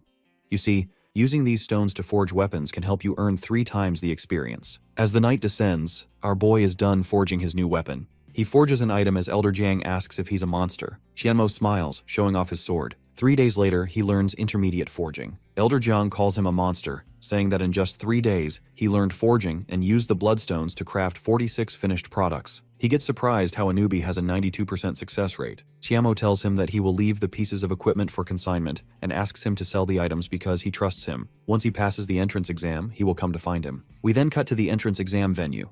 There, Mr. Liu welcomes our boy, saying he thought Tianmo was going to miss the entrance exam. Tianmo asks him about the number of people present in front of the company, to which he tells him that the exam is being held at Hanwoo City Central Gymnasium. He asks again why they are going somewhere else for the exam. Liu informs him that the city is small, so it's not tailored to host the exam site. He further informs that the test will require them to kill at least 2 of the bosses of level 20 out of a total of 4 bosses to pass, and the exam result will directly determine his future potential. He suddenly starts praising him and says that he has a surprise for him. They enter the main hall, where his friends start congratulating him and praising him. Liu announces the importance of the exam and declares Tianmo the honorary president. The students stand by the decision, saying that he totally deserves the praise. Tianmo asks why the organization is making a third-year student the honorary president. The academy's seniors all agree that he totally deserves the position. After a while, Tianmo announces his pledge to never let the academy down. Up next, Mr. Liu introduces a girl named Jing Jing, who got the admission slot our boy gave up. Jing Jing shyly asks him about the colleges he's applying for, to which his classmates joke that Jing Jing wants to follow him because she's into him. Just when Tianmo was about to answer her, he got a call from Wu Zhonglei to meet him before the entrance exam. The scene cuts to the EBEI province capital, Hanwoo City's entrance exam venue. The parking lot is packed with buses filled with participants from different cities. Suddenly, seniors from other universities become angry, seeing Jiang City Academy bring so many untrained students, just to overcrowd the area. Gu Lian, one of the big shots, shouts at Mr. Liu to get his untalented sheeps out of here and leave the parking lot for the high-ranking university. Wu Zhonglei comes around asking why the fight is even necessary. He greets Mr. Liu, shaking his hand and surprising the other presidents. He asks about Qianmo and takes him away from all the other students. He hands him something, saying that it's an apology from Molang University. Liu thinks that Qianmo must have done something to make Molang University apologize to him. Qianmo mocks this gratitude but accepts the gift, making Wu Zhonglei laugh. Liu thinks about how Qianmo benefited their academy once again. At the exam monitoring center, the officials are talking about Hanwoo Academy getting slapped by Jiang Academy. The president of Hanwoo finds his best student in the second rank. They all go to check the first, only to find Qianmo on top with an SS grade, surprising everyone. Inside the exam venue, the students start entering the dungeon during teleportation. Qianmo takes his cloak out, hoping not to encounter another accident like Molang University, and initiates primary dungeon baptism. He increases all his buffs as the people in the monitoring session all see the change in his grade become an SSS grade. All exclaim that he is the first one to have an SSS grade. Morrowigan is the dungeon everyone will be heading into. This place is contaminated with radiation, leaving it filled with monsters from levels 18 to 24 and machines. Our boy has finally been sent to the entrance of the dungeon. As soon as he is ready to advance further, he begins strategizing, thinking about how the #1 boss will be standing at the ring-shaped flight, and how the stairs must be contaminated with rats, and how he has no time to waste on the rats. He knows that delaying here could cost him precious time, which might affect his overall performance in the exam. He steps inside the ring-shaped flight with a calm expression, as if already knowing what's ahead of him. He lands in front of the boss monster and greets the monster as an old friend. The tension in the room thickens as the monster roars in response. He thinks about how the Vacus is slightly more powerful than the outside ones. he doesn't hesitate. He switches to gun form and starts shooting the monster with rapid and accurate fire. His shots are clean and relentless. Inside the Invigilator's hall, the teachers look at the screen to find Qianmo killing the Vicus Fallout. They praise Mo, saying that it's only been 2 minutes. The Invigilators exchange glances, realizing this student is beyond expectations. One of them marks a note, impressed by the kill speed. The teachers say that they have to pay attention to the second stage. The tension rises as Qianmo progresses to the next part of the dungeon. The teachers criticize his action of rushing directly into a group of bomb bots, saying that the bomb bots aren't normal mobs. These mobs have unpredictable explosive patterns that even experienced students avoid. The president of Manhwa Academy laughs, saying that even an SSS rank is not anything much, and that overconfidence leads to downfall. Mo passes by the narrow passage without getting hit by a single bomb, surprising all the teachers with the new skill. The technique he uses involves perfect timing and positioning, which leaves everyone wondering how a student could be this precise. The bombs follow him from all directions as he runs towards the next boss monster, leaving all the teachers in surprise and anticipation. He activates the bombs as they all blast at the same time, killing the boss monster in a brilliant chain explosion. The teachers all stand in respect. Qianmo approaches the next boss monster as he thinks about this being Morrowiggins' trump card, the Slaughter Machine. A hulking figure of death, this monster has ended many previous attempts. He thinks that it is nothing to him and starts attacking the boss monster. His movements are sharp, fast, and deliberate. The teachers are all surprised at how easily Qianmo is attacking the boss. His health barely drops while the boss weakens rapidly, leaving the other presidents in mock silence. Our boy is using a skill called iframe, which is very hard to pull off. However, while you are within an iframe, all damages and abnormal statuses will not harm you a bit. Qianmo attacks the crowd Pumeller 996 with an arcing smash. My guy then quickly transforms his weapon into a sword. The men cannot believe their eyes when they see him change the form of his weapon into such a divine one. They wonder if he belongs to some well-off background to have done this despite being just on level 20. After he feels that the preparation is done, he steps forward and starts attacking the crowd plumber to finish it off. Within only 24 minutes, he succeeds in taking it down and leaves the people in awe. The people start debating about what rank he would achieve if he changed his profession to battle mage.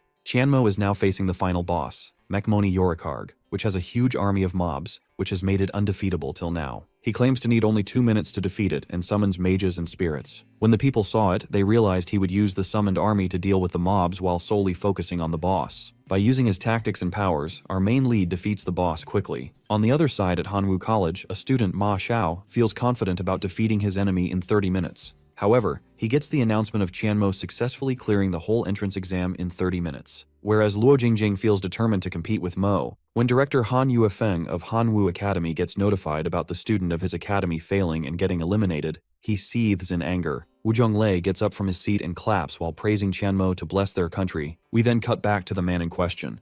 When he starts getting rewards, he gets surprised over getting a diamond chest, an S-rank book, and an increase in attack. Lastly, he gets a radiation solution and pours it on the final boss face to get a Baldwin mask. When Qianmo returns, people run towards him to congratulate him for becoming the provincial champion of the year. As they continue praising him, he realizes that he is just getting forcefully painted as a patriot by them, since he could not do anything then to protect himself from the attack of the demonic beasts. He asks for the people who wanted him to fight for the country. When those people step forward, Qianmo says he only wanted to know the faces he will be fighting alongside since, due to his own limits, he will be needing such people. He then asks them if they are also such great patriots. They must also be willing to expose themselves to danger for their country. Hearing them say that it was just a casual statement since they are not as strong as him, he calls them out for thinking a college student is more eligible to put his life on the line than level 30 and 40 teachers. When Qianmo accuses them of having ulterior motives, the public also flips out on the officials, saying they would complain to the Education Bureau. Just then, Guo Lian and Wu Zhonglei arrive, and Guo Lian cancels the teacher's qualification and announces their affiliated college's evaluation to decrease by 2 ranks for 5 years. The teachers keep begging for another chance, but they turn to Qianmo instead, and Wu Zhonglei praises him and his accomplishments. He then asks President Guo Lian to arrange a private room for him and our hero, in which they later settle down. Over a cup of tea, Wu Zhonglei asks the protagonist if he has any connections with anyone higher up in the association. Qianmo coincidentally met someone while fishing, and just the mention of fishing alone is enough to shock Wu Zhonglei to his core. When our boy takes out the ring that elderly man gave him and puts it on the table, Wu Zhonglei jumps up from his seat in extreme shock. He couldn't believe that Qianmo got the ring from Elder Qin Feiyu, a level 75 or higher Ashtart. Wu Zhonglei couldn't believe how a close person like Elder Qin became friends with Qianmo. When asked about him, Wu Zhonglei refuses to disclose his information and just says he is the peak powerhouse in their country and advises him to always wear the gifted ring for future prosperity. The news channels are stormed with the accomplishment of our protagonist, and the Jiang Chanmo College's entrance is packed with vans of university recruiters on the recruitment day. The students talk about how even the top universities are there for Chanmo. Lu Yunmin conducts the meeting and displays the list of qualified students of the current year to the recruiters. He asks them to enter the serial number of their desired students so he can arrange the interviews. The recruiters are surprised when they see Chanmo's score, and Moling University's director thinks about how our boy already destroyed his university's students. Thus, he decides to let go of their enmity since he's quite strong. Lantian University's director thinks that the vagrant person Huang Tian was telling him about must be Chanmo. After all is done, Lu Yanmin tells them to interview their selected students and then interview our boy collectively. While every university opposes collective interviews, Moling University's and Lantian University's directors agree. After these top universities agree, others do too. After the results are out, Luo Jingjing gets into Beijing University, and a large number of students get into good universities too, leaving only Chanmo to decide his future. Chanmo enters the interview room, and Moling University's director is the first one to apologize to him for their past, whereas Liangtin University's director introduces himself with reference to Huang Tian. The other universities flip out on the two of them for using their relationships and tell Chanmo to just be focused on his future. The Qinbei University director asks to commence the interview and asks about his future goals as a vagrant. He answers that the goal is the start of an apocalypse with the monarch's arrival. The directors don't seem to like his blunt answer, and one of them asks how he's going to become a monarch when a vagrant profession doesn't have any further stages. He challenges them to try if they think a vagrant is not good enough. One of them gets up for a spar battle, and the first one to hit the other is decided to win. Lao Ren stands in front of Chanmo and claims to have decreased his powers to that of level 21 so he can be of the same level as him. The spar battle starts, and Lao Ren attacks Chanmo with a power that's considered to be strong, but he scoffs at how slow it seems to him. Determined to overpower his opponent with better powers, Chanmo takes out his gun and attacks Lao Ren with much faster powers, which make Lao Ren fall back at a distance, fully injured. The directors get up from their seats in shock and wonder if Chanmo is a vagrant or a mobile turret to possess a unique silver weapon. The Moling University director is quick to realize how his students must have felt when they fought against Chanmo long ago, whereas Liangtian University's director wonders about what kind of weird friend Huang Tian has. Right after the spar battle, the universities start pitching their offers, each greater than the other one with huge benefits for Chanmo. The Shenyu University's director feels ashamed to pitch an offer, thinking his university can't compete against the top universities. However, he offers to provide him authority to all their secret realms and a fruit of ability, which will add 5 points to each of his attributes. The other directors look down on him for not giving a good offer, but Chanmo finds it the most perfect one since his offer perfectly matches his requirements. He steps forward and acknowledges the offers of all the universities. All directors feel hopeful, whereas Shenyu University's director sits back on his chair hopelessly. However, to his surprise, Shenyu University is what Chanmo chooses, and its director jumps out of his chair in shock and disbelief. We then cut back to that blacksmith workshop. When Zhang Lao gets to know which university our guy chose, he asks the reason for choosing a lower-ranked university. But Chanmo assures him of his own reasons and asks about the equipment he had asked Zhang Lao to sell. Zhang Lao says that all of it has been sold with a total profit of 920 gold, which he hands to Chanmo. He then asks him of his future plans before his school starts, and he tells him that he is going to Thunder City for some work. Zhang Lao then offers a golden ticket to him if he is interested in an examination to become a high-ranking forger, so he accepts it. Our guy, after leaving Zhang Lao's place, calculates his wealth, which seems to be enough to buy the materials for the flowing light 1,000-bladed umbrella. Later in his journey, he defeats a red lion. As he is skinning the lion's hide using his practiced technique, lifting the beast slightly into the air with the force of his movements, he reminds himself of everything he has done to get here. Before leaving the novice village, he had poured all his time, money, and effort into learning every available basic and upgraded secondary profession: herbalism, mining, alchemy, leatherworking, and skinning. Over the course of nearly 8 days, he has dedicated himself with relentless determination, gathering resources, training, and refining his techniques. His experience is almost at 90, and he is closing in on the max of 100, all through basic skills and relentless grinding. While talking to himself and admiring the fresh lion hide, he hears a deep, thunderous roar from the forest behind him. His expression sharpens. He immediately recognizes it. That sound belongs to Mazgus, a rare level 27 wildlife monster with a massive 8,000 HP pool. It is known as a moving treasure trove that only appears under certain conditions, and rarely. Though difficult to kill for most average players, those lucky enough to defeat it have a small chance to obtain a level 40 epic drop. Jumping into action, he dashes toward the sound, hoping luck is on his side. But before he can engage, he realizes someone else is already fighting it. He hides in the shadows and observes, it's a girl. Her name is Ling Ling, and she is clearly struggling. Her level is only 24, and her stamina and mana are nearly depleted. She is launching attacks with her dazzling marks and trying to hold Mozgus back using her lady's assault technique. Her speed is remarkable, faster than his own, but she lacks the strength to finish the job. He watches, silently impressed by her talent and effort,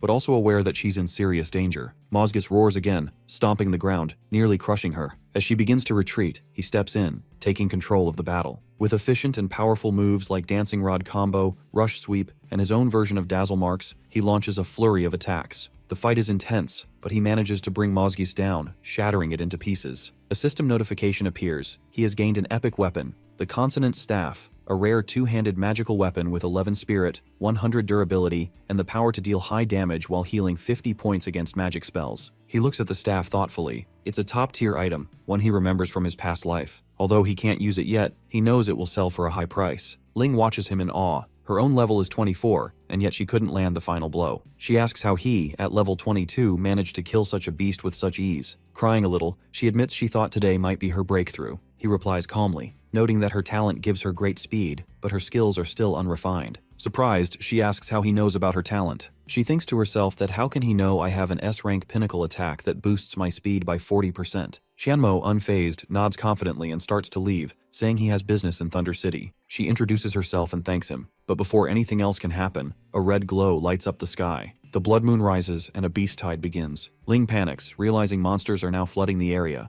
Qianmo acts quickly. Without hesitation, he lifts her onto his back, giving her a piggyback ride as he sprints through the chaos. Ling feels embarrassed and flustered, unaware that he is trying to save her life. Spotting a hidden cave, he orders her to hide while he takes on the beasts alone. But Ling stops him, insisting they can't fight a full tide alone. Instead, they both dive into the cave. Inside, they tumble into darkness, saved from the monsters outside. Breathing heavily, Qianmo leans against her. Ling blushes and scolds him, saying he should control himself as his body is reacting to their close contact. The tension grows, but for now, they are safe, together, and in hiding from the storm outside. After falling into the cave, Ling leans on him and tells him not to mention this incident to anyone. He reassures her and agrees. Then she asks for his name. He introduces himself as Qianmo. She questions his intentions, why he's helping the girl and saving her life, and demands an answer within 3 seconds. Qianmo becomes nervous, thinking how she feels like a little demon, bombarding him with endless questions. Suddenly he grabs her and they fly up to safety. Ling quickly covers herself, embarrassed that her clothes were torn during the fight. She yells at him not to look, and he turns around, confused about how it happened. He offers to fix her clothes, mentioning that he knows a bit of sewing. Using beast hide, he crafts a basic 2-piece skirt and shirt for her,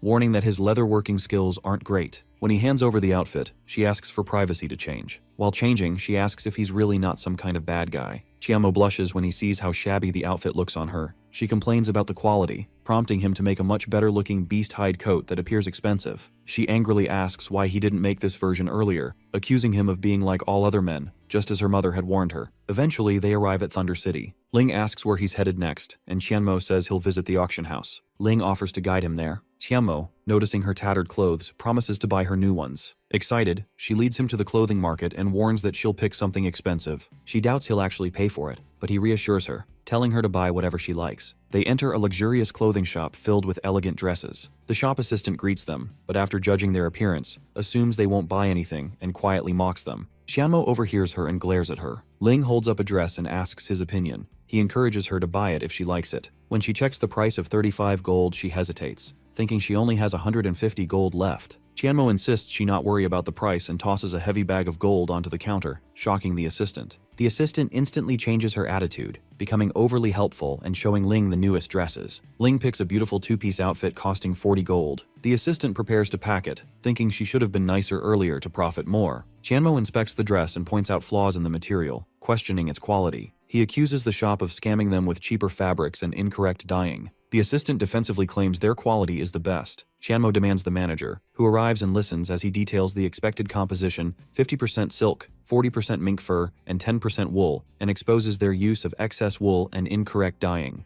The manager is stunned, wondering how Qianmo could know so much, and panics over potential exposure. She apologizes sincerely and offers him anything he wants from the shop for free. Ling mocks the assistant, recalling how she insulted them earlier. The manager yells at the assistant and fires her on the spot. Ling laughs and continues happily picking out more dresses. The manager silently frets that the more they shop, the greater her losses. Eventually, Ling and Qianmo leave the shop with 8 high-quality outfits, all free of charge. Ling excitedly tells Chanmo how they got everything without spending a single coin. He explains the manager gave him 300 gold coins as hush money to keep quiet about their scam. He smiles, realizing his wealth now exceeds 1,000 gold since entering Thunder City. Ling cheerfully leads him toward the auction house. Chanmo visits an auction house and is surprised to see how much more luxurious it is compared to what he remembers from his past life. His companion Ling, already familiar with the place, casually leads Chanmo inside and asks about the next auction and VIP room availability. The staff treats Ling respectfully, referring to her as a silver card member, and informs her there's one VIP room left. Observing this, Chanmo suspects that Ling comes from a privileged background and feels no need to reveal his own black card. Their calm visit is soon interrupted by the arrival of young Master Wei, who demands a VIP room. But when told by the receptionist that the last one has already been reserved, Master Wei reveals a golden card, pressuring the staff. Immediately, the receptionist apologizes and reassigns the room to Wei, offering Ling the best seat in the common area instead. Although she's clearly upset, she's forced to step aside while Wei and his assistant act arrogantly, pleased with how things turned out. Ling fumes with frustration after losing the VIP room, complaining that they had arrived first and were promised the spot. Also, Ling wonders why Chanmo didn't argue back. Calmly, Chanmo tells her not to worry and assures Ling that the real fun is just beginning. Ling is confused, especially since they don't even know young Master Wei's bidder number, but he reveals that Wei Junji is a level 26 elementalist, meaning it won't be hard to identify Wei during the auction. Plus, our protagonist hints that Wei is about to learn what it feels like to receive special treatment. After that,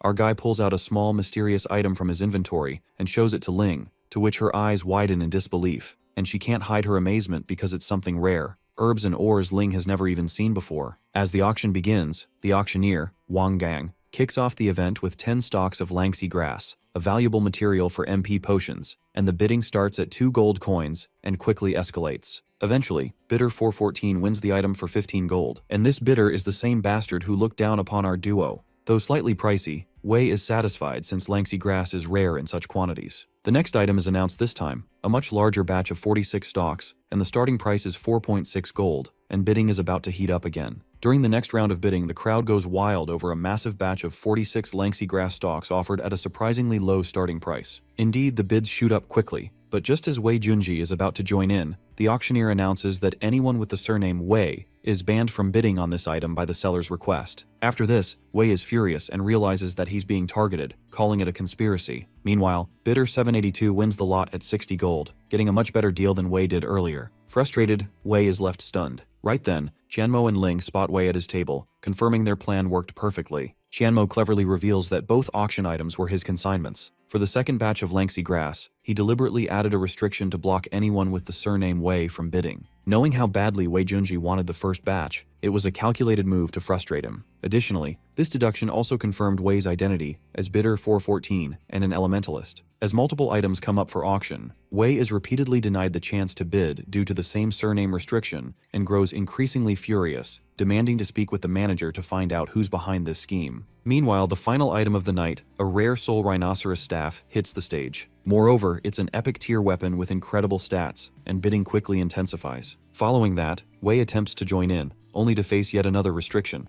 Buyers with the surname Wei must raise the bid by at least 100 gold coins. Outraged and humiliated, Wei swears revenge, determined to get back at whoever set him up. After a heated bidding war, Wei Junji ends up winning the Soul Rhinoceros staff for a staggering 840 gold, using up all his savings in a moment of rage. Wei instantly regrets it, realizing how much he overspent. Chanmo counts his profits, having earned almost 2,700 gold from the auction, clearly satisfied with the results. Just then, the auction manager arrives with Wei and his men, who confront the protagonist. Wei is furious after learning our boy was the one behind all the restrictions. He challenges him to a deathmatch while fuming with pride and anger. Well, our boy accepts it, and in the next moment, they both are facing each other outside.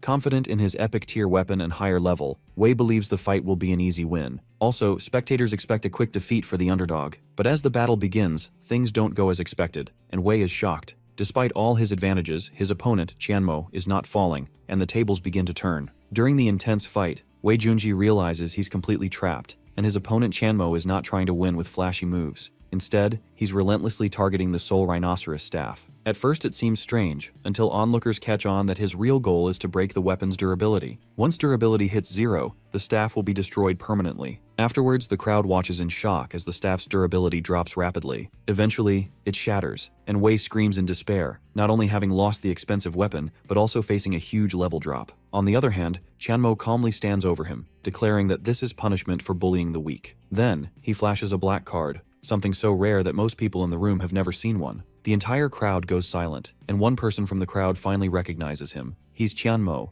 a legendary top graduate known as the Monster Vagrant, someone not to be underestimated. Everyone is stunned by Chanmo's overwhelming strength and his strategic takedown of Wei Junji. Whispers spread because of his potential SSS rank, and he is likely backed by a powerful family from Jia country. Some recall that he's not just strong but a top student known as the Monster Vagrant. His companion, Ling Ling, is shocked to learn he had a black card all along but didn't use it, to which Chanmo explains that he wanted that bastard to fall for the trap.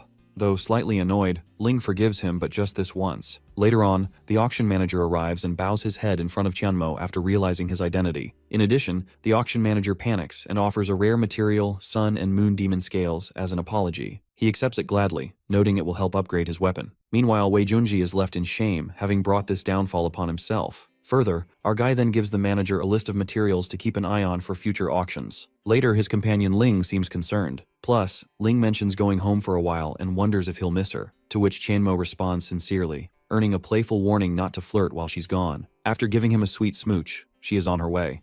Chanmo spends his day inside a high-level alchemy lab, using up all the herbs he collected so far. Thanks to the lab's 80% XP boost, he quickly maxes out his basic herbalism skill. It cost him 400 gold coins to rent the place, but seeing the results, he knew it was worth every coin. With all his herbs used up and his potions ready, he sets out for Nightfall Town. This place lies on the edge of Thunder City and is known as a nest for vengeful spirits. After sunset, those spirits grow 5 times stronger, which keeps regular players away, but for Chanmo, it's the perfect hunting ground. As darkness falls, our guy summons all his allies' spirits, contract beasts, a goblin mage, and a puppet. Also, he splits them into 2 groups, one to lure every monster in town, and the other to hold them in place in the central plaza. As for him, my guy plans to head straight to the central plaza while his minions gather other spirits there as well. Chanmo's plan is clear, and he moves fast. To reach the final room in time, he drinks a swiftness potion that boosts his speed by 80%. Following that, he races through the town, knowing that if he's too slow, his summons might not last. Luckily, he arrives just as planned. Moreover, his team have gathered the spirits into one tight group, and they're still holding strong. Without wasting a second, our boy lifts his hand and casts Ice Wall and quickly switches to his grappling gun and smirks because it's time to put on a show. Moving ahead, the hero activates one of his most powerful skills, Quantum Bomb. It's a level 1 light element spell that targets enemies within a 10-meter radius. Not only does it deal heavy damage, but it can also electrify opponents. Even better, Chanmo can choose where to drop it within 100 meters. With only a 20-second cooldown, it's deadly and efficient. To add to that, the bomb hits with overwhelming force, wiping out everything in its blast zone. Using a weapon like this in a low-level area is total overkill, like dropping a nuke in a street fight. Still, for Chanmo, it's the perfect tactic, and he proudly recalls stealing that spell from an old temple, knowing now how worth it that risk was. That single attack alone earns him a 40% boost in experience.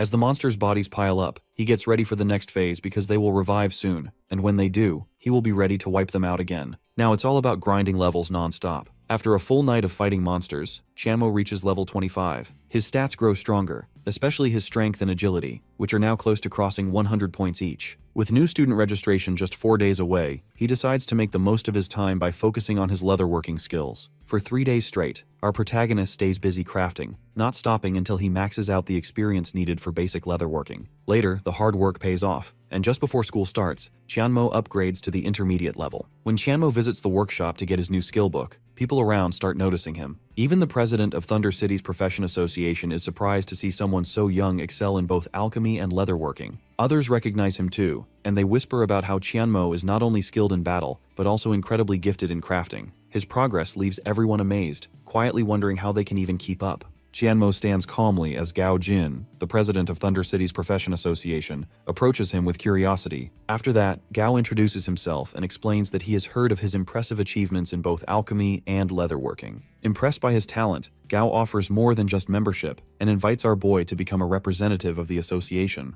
This position, ranked just below the president and elders, comes with big perks, including a permanent 15% discount at all shops across the Apocalypse continent. Many around are shocked because such an offer is rare and highly valuable. However, Chanmo turns it down without hesitation. Gao tries again, hoping to change his mind by emphasizing the benefits and authority of the representative role. Still, Chanmo remains firm. saying the position simply is not good enough. The crowd around him accuses him of being ungrateful because they can't believe the hero dares to reject such a rare opportunity. To them, Chanmo's refusal sounds like arrogance. Moving forward, Gaojin tries to stay composed, reminding our main lead that with only 2 intermediate-level professions, the offer he made was already the best he could give. But seeing Chanmo's continued disinterest, Gao finally backs off and thinks he might have misjudged him. Though he is undeniably talented, Gao worries his greed and pride might become his downfall. But my guy isn't done yet. Afterwards, he surprises them again and hints that he has more than just 2 intermediate secondary professions. This bold claim instantly grabs everyone's attention and stuns Gaojin. He becomes intrigued and raises the stakes. If our boy truly has 3 intermediate-level secondary professions, then Gao will offer him the position of an elder within the profession association. With that title comes a lifelong 20% discount at all shops across the continent, a rare privilege. Qianmo accepts the offer with confidence. To everyone's shock, he reveals that his 3rd intermediate skill is blacksmithing, one of the most difficult professions to master. Onlookers gasp when they see his skill book. It's blank, confirming that it holds a new intermediate skill. Gao, already an intermediate blacksmith, wonders how Qianmo even found the time and energy to learn so much. Gao, impressed and humbled, admits that our guy's achievements in blacksmithing have already surpassed his own. Additionally, Gao invites Qianmo to the Profession Association building to formally present him with the Elder's emblem. This symbol of status will command respect from all shopkeepers across the continent. Curious, Qianmo asks about the Blacksmith Association's relationship with the main Profession Association, to which Gao explains that the blacksmiths have separated themselves from the main group, believing they are above everyone else. Since the Thunder City Association lacks a true master blacksmith, they've had to admit their inferiority in that domain. As they reach the higher management meeting room, Gao proudly introduces our boy to the senior members of the Profession Association. Also, Gao announces the protagonist not only as the eBay provincial champion, but also as their newest elder. The room falls silent and then murmurs of doubt begin. One elder, Qin Yongchang, challenges the decision and argues that combat talent should not determine professional status and warns that bending the rules for one person will damage the association's reputation. In his view, awarding Qianmo such a position without following proper examination procedures risks turning their respected organization into a joke among their peers in the main city. Qianmo stands firm as the room fills with doubt and judgment. Instead of backing down, he calls out the narrow-mindedness around him, comparing the association members to frogs stuck in a well, and questions why they assume his talent in battle must mean he's lacking in professional skills, to which Qin Yongchang, clearly offended, throws out a challenge that if Qianmo can pass their tests, he'll support him fully as an elder. But if he fails, he must leave the association. Our boy agrees, but points out the imbalance because so many elders are testing one person. Plus, he suggests a wager to which Elder Kui Feng backs him up, promising that if Qianmo passes, each challenger must offer him a reward. Later on, to help them craft proper questions, he calmly lists his qualifications: herbalism, alchemy, mining, blacksmithing, skinning, and leatherworking. All 6 are already at the intermediate level. After this, the room goes quiet, and shock spreads across the elders' faces. Qin Yongchang even turns to President Gao, asking why this information wasn't shared earlier, to which Gao shrugs it off, leaving the mess to those who started it. Realizing they're in over their heads, the elders hesitate. Moving forward, Qianmo makes another offer, that he'll ask 7 questions from each elder, and if they can answer at least 4 correctly, they win, to which Gao agrees and tells him to proceed. Our boy begins with difficult and technical questions, topics like manipulating metal during the separation and quenching process, assessing leather quality through skinning, and identifying rare herbs like ghost mushrooms in toxic swamps. The elders are visibly shocked, unsure how Qianmo knows so much. The mood shifts from arrogance to awe as old Qianmo takes control of the room, one question at a time. The elders stare in disbelief as Qianmo effortlessly answers the challenging questions. At first, they assume he's bluffing with random nonsense, but as his answers reveal deep knowledge across multiple fields, they begin to realize that they're dealing with a true all-rounder. With the challenge complete, Elder Kui keeps his word and presents Qianmo with a rare item, the Fruit of Ability. He accepts it politely, understanding it would be rude to refuse such a valuable gift. One by one, the other elders also step forward, offering him high-grade materials. Afterwards,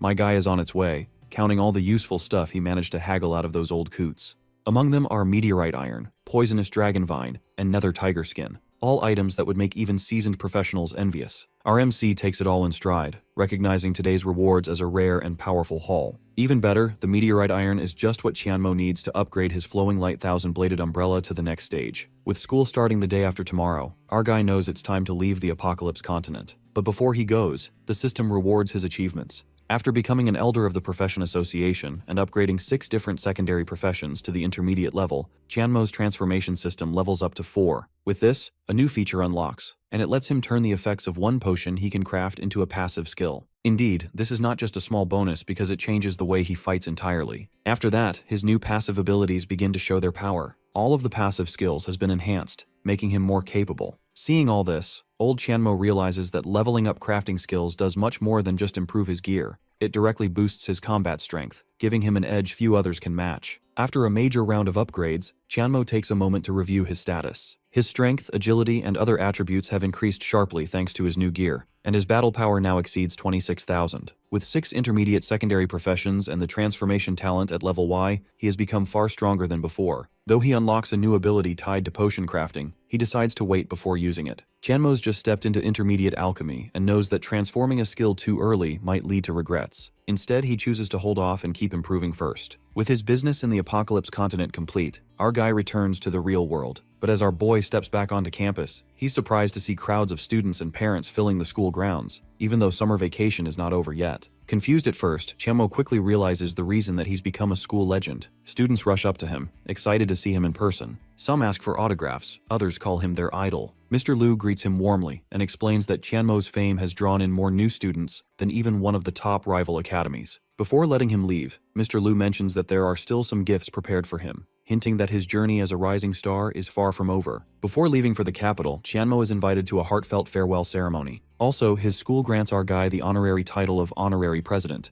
and the teachers present him with a large banner expressing their best wishes for his future. Though the gesture feels a bit old-fashioned, it's clear they put genuine effort into it. Next, Mr. Liu knows that Chanmo has no place to stay in the capital, so the school quietly bought him a property worth 20 million. On top of that, they booked plane tickets for every available flight to the capital over the next few days, just to make sure Chanmo's journey is smooth. Grateful but knowing refusal would be impolite, Chanmo accepts everything with humility. As he prepares to leave, Mr. Liu reminds him that Zhang City Academy will always be his home, and that if he ever faces hardship, they will stand behind him without hesitation. With sincere thanks, our protagonist promises not to let the Academy's name be tarnished, and vows that the next time he returns, his name will be known across the entire country of Xia. At Oracle University, Qianmo, a new student, quickly catches everyone's attention because his impressive physique and strength make people wonder if he's destined to be a celebrity. Some students are eager to approach him and get his contact information, planning to introduce our boy to the university's history. As they try to engage with him, Huan Ningyu arrives and takes charge, guiding him through the registration process. Further, Huan Ningyu explains how easy it is to get lost in the massive campus and also offers to show Qianmo around. Moving ahead, Hua explains that the university assigns students to classes based on their level. First-year students are level 15 till 25, second-year students are level 26 till 28, third-year students are level 29, and fourth-year students are level 30, or those who haven't completed their second-class awakening yet. Later, at registration, the system verifies Qianmo's details and assigns him to a luxurious dormitory. Moreover, his level is confirmed to be 25, and his high SSS rank and provincial champion status impress everyone. The students are amazed, realizing that a student like our boy will likely overshadow them in the upcoming entrance exams. Also, they recognize him as the recruit of a teacher and learn that he will stay in one of the 9 exclusive rooms in the dormitory, adding to his already distinguished status. After completing his registration, Qianmo prepares to head to Area Z, where his dormitory is located, and refuses to take an offer from Huan Ningyu. Annoyed by his independence, Huan Ningyu silently vows not to let him slip away so easily. Arriving at Area Z, Qianmo decides to settle in for now. Since he just entered the university, there are many things to deal with. Also, Qianmo has not had the time to check out the property that Mr. Liu and the others bought for him in the capital. Suddenly, Qianmo senses a strong aura nearby and watches a powerful technique being used, Howling Divine Fists of Kaiser, and realizes he's witnessing a 4th awakening expert in action. Indeed, Qianmo wonders how such a person is still part of Oracle University, which has been in decline for years. On closer look, Qianmo also notices signs of a hidden illness in the expert's body. The expert, who turns out to be a teacher, approaches him and questions him, to which he confirms he's a new student and has just been assigned to stay there. The teacher finds it strange that a freshman would be placed in room 001. Afterwards, he allows Qianmo to leave, though he silently questions both Qianmo's presence and the decision behind his placement. Meanwhile, Ling nearby teases the expert for secretly training again and reminds him it's time for his medicine, to which he responds quickly, claiming his hands were just a bit itchy and agreeing to take the medicine. Elsewhere on campus, students gather nervously near the Hall of Secret Realms. The entrance exam is about to begin, and many are unsure how difficult the secret realm will be. Some hope to improve their rankings so they can earn better dormitories. Among the conversations, Li Junji notes how impressive Director Chen's recruitment has been this year, managing to bring in 2 provincial champions, including Chanmo from Hebei and Hei Shujie from Qilu. Among the teachers, there's strong confidence in Hei Shujie. Many believe he's the better choice, especially for the magic faculty. Although Qianmo's level is high, some dismiss his class as weak, calling the vagrant class flashy but lacking real depth. That's why they are more interested in Hei Shujie, is known for its pure magic power, and even the war faculty shows interest in him, not willing to let such talent slip away. Meanwhile, Hei Shujie approaches Qianmo directly and introduces himself with confidence, believing that right now he is stronger, but Qianmo doesn't recognize him. That bastard doesn't take our boy's response lightly. Shujie quietly decides to let Qianmo be proud for now, thinking that once they step into the secret realm, he'll prove who the real top student is. Inside the secret realm called the Death Monastery, students are given limited areas to explore, like the graveyard and library, both suitable for levels 20 to 30. However, because of Qianmo's hidden class, Spellbinder, the system immediately unlocks the hardest difficulty. 2 new, more dangerous areas, Weapon Vault and Chapel, become available, meant for those around level 30 or higher. Moving ahead, Qianmo enters the graveyard and remembers how powerful the hidden features of the Spellbinder class truly are. Since the first 2 areas seem too easy for him, Qianmo chooses to move quickly and clear them without delay. Outside, the faculty watches the new student's progress, curious about how well this batch will perform. Even though only half the map is open, the final boss is already at level 28, which should be tough for most of them. They check Hei Shujie's progress. He is currently in the graveyard, 40% through, and has taken just over 24 minutes, ranking second so far. Hei Shujie's performance is praised, showing he's living up to his reputation. However, their attention shifts, and someone notices that Hei Shujie is not ranked first. They check again and realize Qianmo has already cleared the entire graveyard, and it only took him 23 minutes and 33 seconds. Everyone is stunned after seeing this. Immediately, the faculties begin to argue over who gets to recruit Qianmo. The war faculty decides to change their plans and go after him. But then suddenly, faculty notices something weird. Qianmo has already cleared the graveyard and has entered a new area instead of leaving the place like other students. This shocks the faculty monitoring the exam. Yet now Qianmo is progressing through the Weapon Vault, which is marked as one of the most dangerous and restricted zones. According to the rules, only the graveyard and library were supposed to be open for this exam. The Weapon Vault and Chapel weren't even included for today's challenge. Confusion spreads across the control room. Some suspect a system error or projection issue in the secret realm. Others start to panic, arguing that Qianmo is breaking exam protocol. However, someone speaks up to calm the group and remind everyone that Qianmo is not the kind of person to act recklessly. He must have a reason. Following that, Director Lee agrees to take the matter to the university president before making a final decision. Also, others warn him that the director's round trip to the president will take only about 30 minutes, and if Lee is not finished by then, no one will be able to protect Qianmo, not even the gods. Inside the secret realm, Qianmo steps deeper into the military weapon vault. The environment shifts, and he immediately senses the massive increase in difficulty. Further, our boy faces an overwhelming challenge. The mobs are all level 30 Crusader-type warriors known for their high HP and defense. Despite the difficulty, Qianmo remains calm and confident, already having a plan in mind. Qianmo activates Phantom Form, allowing him to move swiftly and collect all the explosives scattered throughout the vault. With everything prepared, he draws the enemies in using an ice wall, slowing them down and forcing them to gather in one place. Then, just as planned, he sets off a massive explosion with his Fireball spell, and to survive the blast, our boy activates Ice Block, granting him total immunity to damage for 10 seconds, just long enough to protect himself from the chaos he caused. Meanwhile, outside the secret realm, Director Lei Junjie rushes to President Ling Xiao's office, alarmed by what Qianmo has done, and explains that he cleared the exam in just 25 minutes, but instead of exiting, he advanced into restricted areas that weren't even supposed to be open. President Ling Xiao, a powerful figure with a 4th Awakening Kaiser class at level 73, is not surprised. In fact, he already knows Qianmo's name, but when Director Li mentions that other faculty members are calling for punishment, Ling Xiao snaps, demanding to see the rule that says the hero should be penalized. After hearing this, Director Li becomes shocked and realizes that President Ling secretly granted Qianmo an invulnerability privilege, a rare right only granted once every 5 years. Inside the vault, our protagonist clears all the small mobs in just 8 minutes, proving again how efficient and calculated he is. But now, a real challenge appears.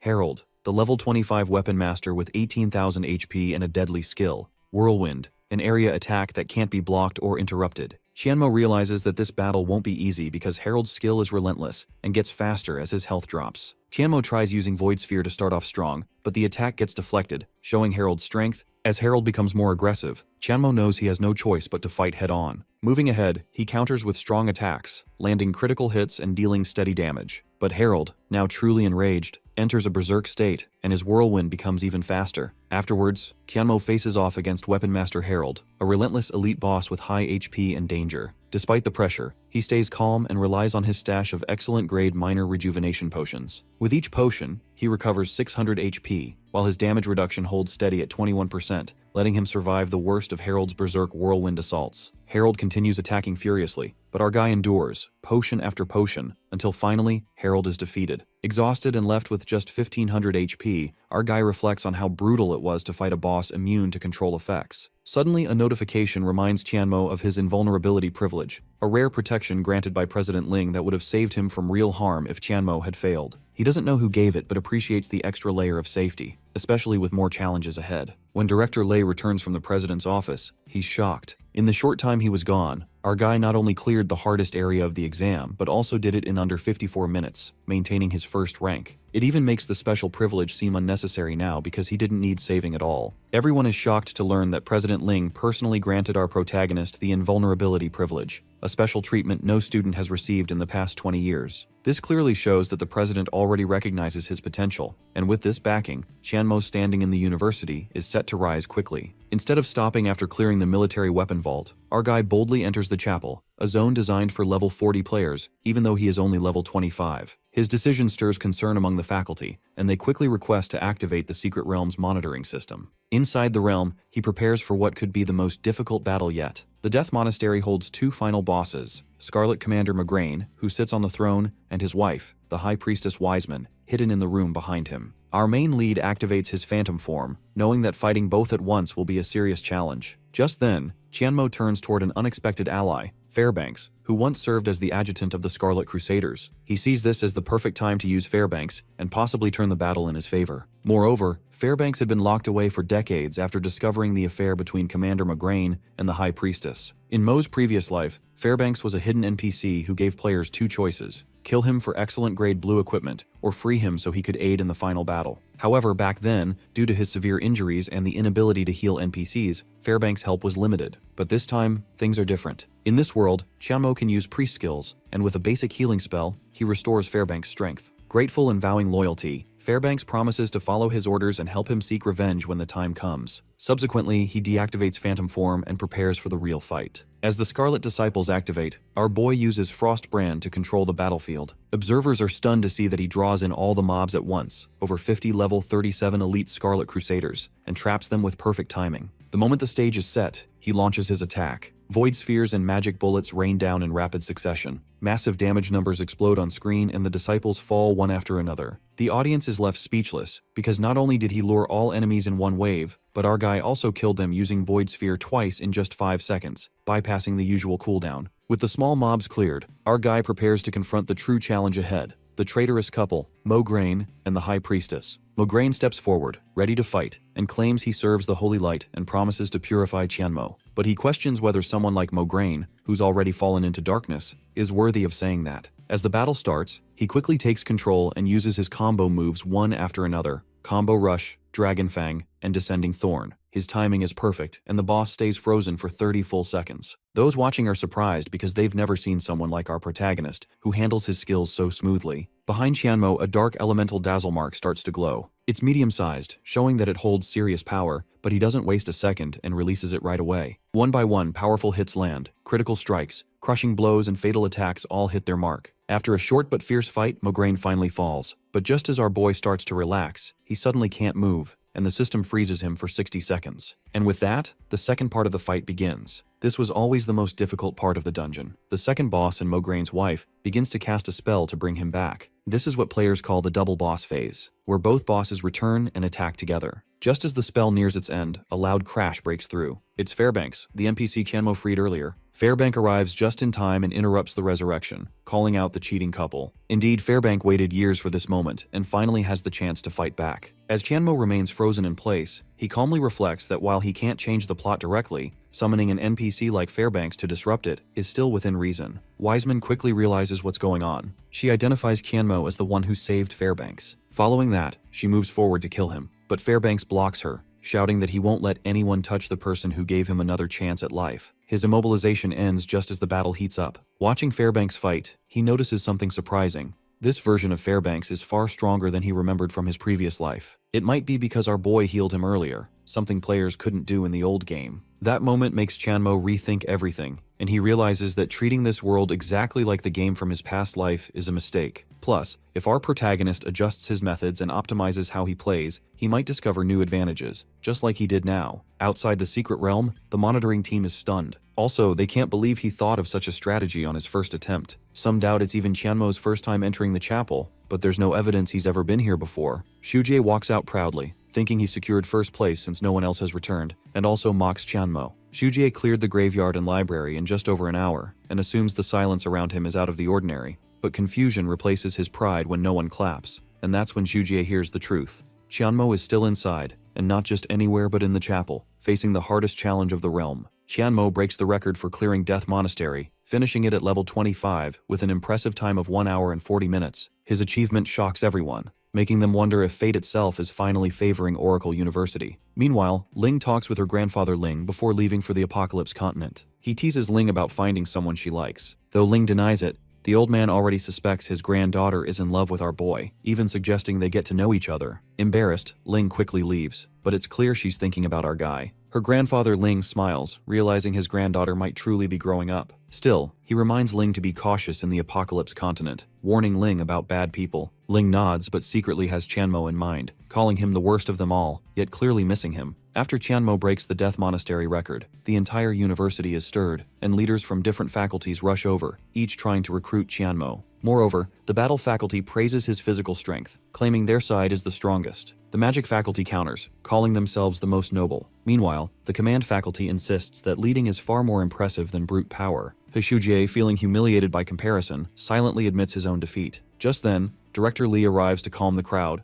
and formally congratulates Chanmo for making history, and tells him he's free to choose any of the 4 faculties. However, our protagonist, unfamiliar with how the university works in this new world, asks if he can attend trial lessons in each faculty before deciding. All 4 faculties warmly welcome Chanmo to try their lessons, each eager to have him join their ranks. In a nearby restaurant, a third-year student named Lin Bing, who leads the disciplinary division, approaches Ningyu with 2 SVIP concert tickets for Jay-Cho's show. Despite his decent strength and family background, Ningyu clearly is not into him and struggles to find a way to politely turn him down. Just then, Ningyu spots our boy and uses his presence as an excuse, claiming she has something to do. Lin Bing is clearly frustrated. Shortly after, he confronts our guy, hiding his jealousy behind official reasons, and warns him not to get arrogant just because of a good exam result, and reminds our hero to act like a proper junior. He even uses his position as head of the disciplinary division to justify inspecting our hero. But he, unimpressed and unbothered, calmly brushes off the noise, and on his very first day, Chanmo makes a bold move, slamming a food tray straight into the head of the disciplinary division. Shuji and others watch in shock, and Lin Bing explodes with rage, aiming to get revenge. Afterwards, the hero casually apologizes and claims his hand slipped, but the damage is already done. Later, Chanmo attends a trial class in the battle faculty led by Gan Yanghui, a powerful instructor with years of experience and a prestigious Third Awakening rank. But instead of being impressed, he finds the lecture boring and outdated. Plus, he criticizes the rigid teaching method, thinking it stifles creativity and fails to explore better skill options. Without hesitation, he stands up and prepares to leave the class midway. Gan Yanghui, shocked that a student would walk out during his lecture, demands an explanation. Without hesitation, he says the teacher's methods are outdated and will only mislead students. After that, the room goes quiet. Shocked by his boldness, some students immediately shout, demanding him to apologize. Moments later, the disciplinary division arrives, and they accuse Chanmo of trying to leave class without permission and insulting the teacher, Gan Yanghui. Further, they ask our hero to come with them for further questioning. Lin Bing, still bitter, watches and thinks this is Chanmo's downfall, but my guy remains calm,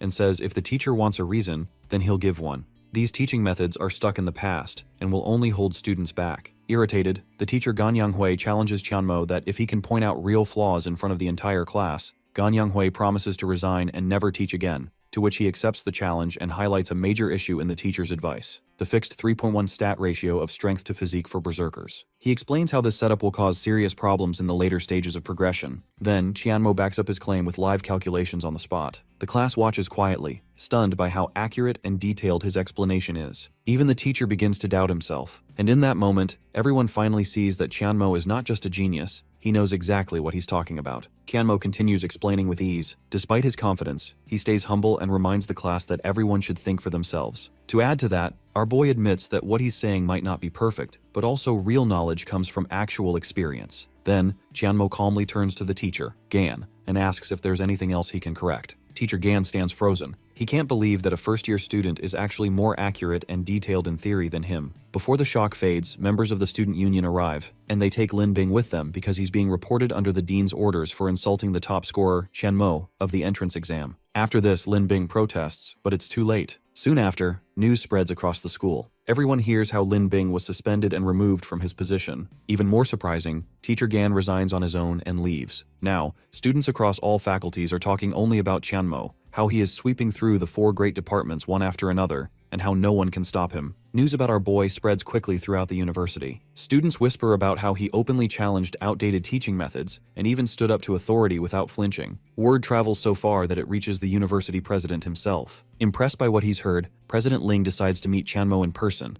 and when they finally meet, President Ling shows no signs of anger or suspicion. Instead, President Ling expresses how satisfied he is that someone finally put those stubborn, narrow-minded teachers in their place. Also, President Ling mentions that he had wanted to deal with them himself for a long time, but Tianmo handled it better than he could have hoped. As they talk, Tianmo notices something interesting. The president's name is Ling Ling. The surname feels oddly familiar, but he brushes it off for now. Soon after, when Tianmo enters the room, he recognizes President Ling from a previous encounter, though this time his tone is different, calm and respectful. Afterwards, President Ling tells our guy that there's no need to explain how he managed everything, nor will he investigate his background. Instead, President Ling has only one thing to ask. He offers him the position of head teacher for the most unique class at Oracle University, a role that holds great responsibility. Without any hesitation, our guy accepts but makes it clear that he wants full authority over the class if he's going to take the role seriously. President Ling agrees and reminds Tianmo that if he's chosen, he's willing to give him full control. As a sign of trust, President Ling compares the offer to handing over an imperial sword,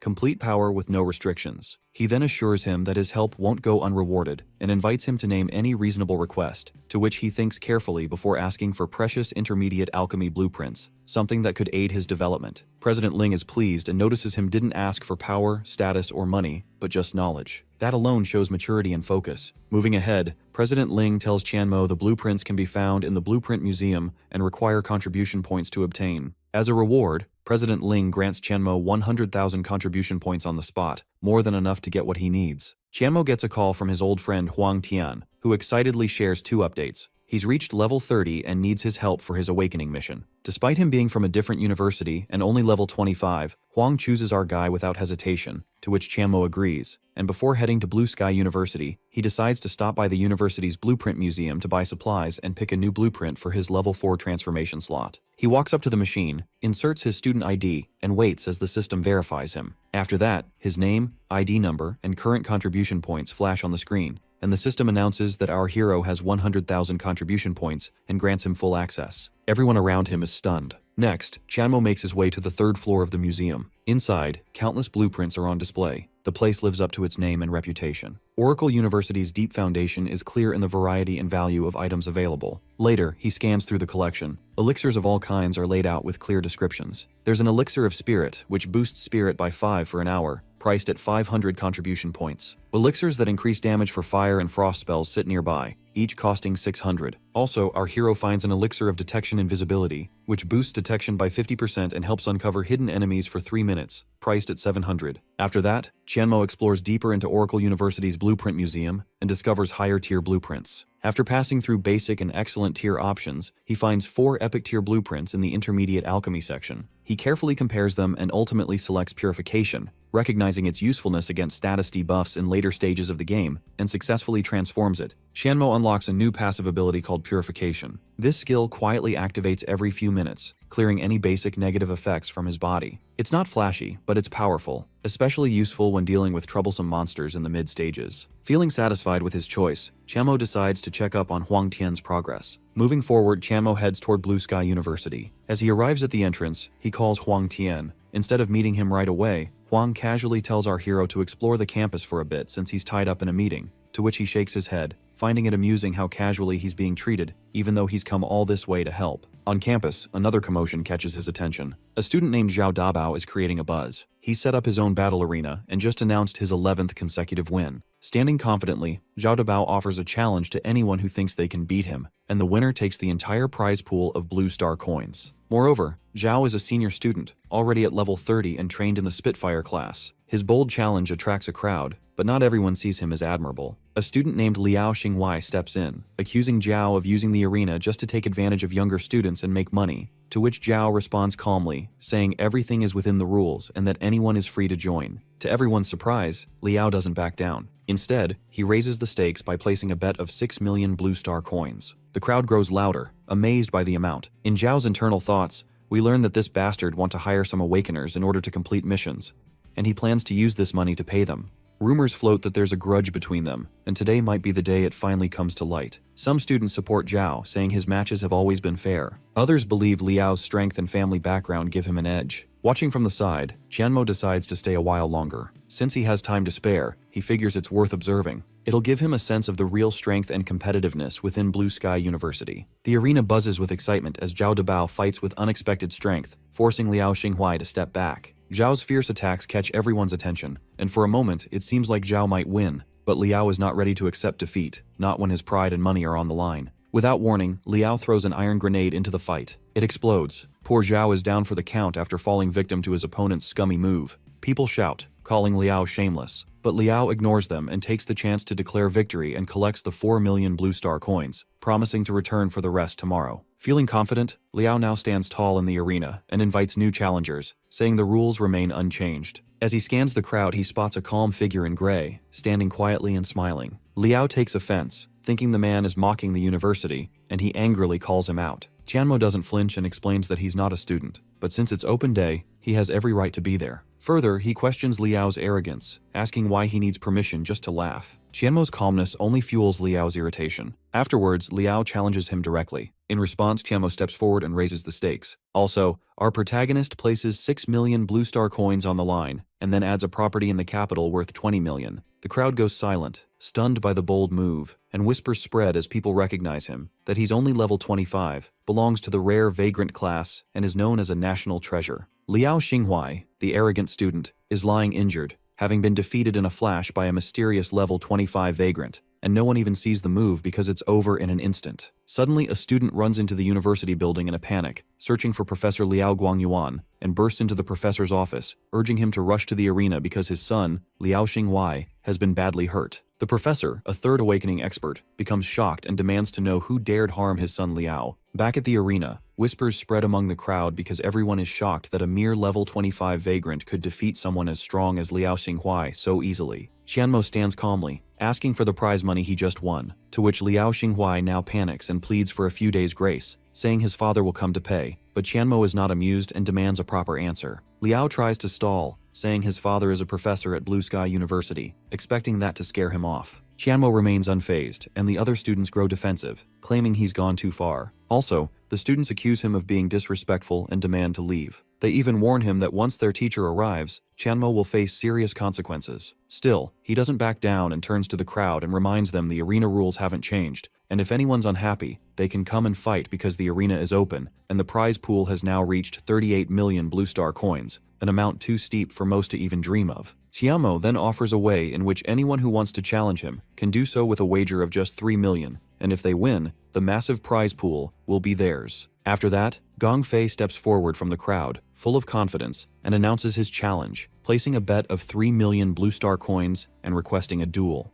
Everyone knows Gong Fei because he's one of the top students in the graduating class, known for his strength. Hope rises in the crowd because students believe that Gong Fei might finally stop the Qianmo. But that bastard is knocked out as soon as he lunges. A new presence arrives, Professor Liao Guangyuan. He's angry, and his gaze is locked onto the man who defeated his son. Indeed, Professor Liai demands his son's release, barking orders with authority to which Qianmo simply states that Liao Xinghuai still owes him money, and until the debt is paid, Liao won't be going anywhere. Qianmo demands that Professor Liao pay up if he wants his son released, and calmly states the amount, 26 million blue star coins. After hearing this, Professor Liao is stunned because that's a huge sum built from years of savings, and he's angry that his son lost it all in a single match. Still, to avoid more embarrassment, Professor Liao hands over the money and gets his son back. Liao begs his father to take revenge, but Professor Liao doesn't move. Although he's over 20 levels stronger, attacking a much weaker opponent would be seen as bullying, something strictly judged in the university. Just then, someone spots Senior Huang Tian. Additionally, he's a well-known figure, always surrounded by people and respected by many. Students quickly gather around Huang, hoping he'll stand up for them. They explain how Tianmo has beaten up 7 students, including severely injuring Professor Liao's son and even taking a fortune from him. They all demand justice. In the middle of this tense moment, Huang Tian realizes that he had only been a little late, but in that short time, his friend Tianmo had already flipped the entire university upside down. Everything has happened so fast that even he is a little speechless. Just when Huang Tian announces that Tianmo is not a random troublemaker, he's a guest personally invited by him. Moreover, Huang urges everyone to let the matter go, saying it's better to resolve things peacefully. The crowd are stunned because many hoped Huang Tian would defend their pride, not protect the one who embarrassed them. Professor Liao, bitter and still angry about his son's loss, walks off but warns that this is not the end. After that, Tianmo shoots back that he's not the one causing trouble, clearly implying the blame lies elsewhere. Meanwhile, Huang Tian turns to Tianmo and smiles, saying they should head to the Second Awakening exam room. Rumors begin to spread, and some students are shocked because this level 25 vagrant is actually the external helper Huang Tian brought in for the Awakening. It sounds absurd, yet here they are. At the university's conference room, Principal Fei Yingguang holds a meeting. They're reviewing the helper list for the Awakening ceremony. Professor Liao questions Huang Tian's decision to invite a level 25 helper, calling it irresponsible and suggesting the exam should be suspended. Additionally, Professor Liao seizes the moment, thinking this is the perfect chance to delay the exam and take revenge later. However, another staff member, Professor Wang, who saw Tianmo's performance during recruitment, stands up for him, arguing that talent can't be measured by level alone. Thereafter, Principal Fei steps in and proposes a solution, a bet. If he fails, those who vouched for him will take responsibility, and if he succeeds, those who doubted him will face the consequences. Professor Liao sees this as a golden chance and wonders that if Tianmo fails, he gets to remove Wang Kaifu and avenge his son in one go. With a smirk, he agrees to the bet, confident that Tianmo won't succeed. The moment the bet is made, everyone turns to the screen, and the Second Awakening exam is starting. The test takes place in an underground maze called Uldaman. It's full of Earth-type monsters and dangerous paths.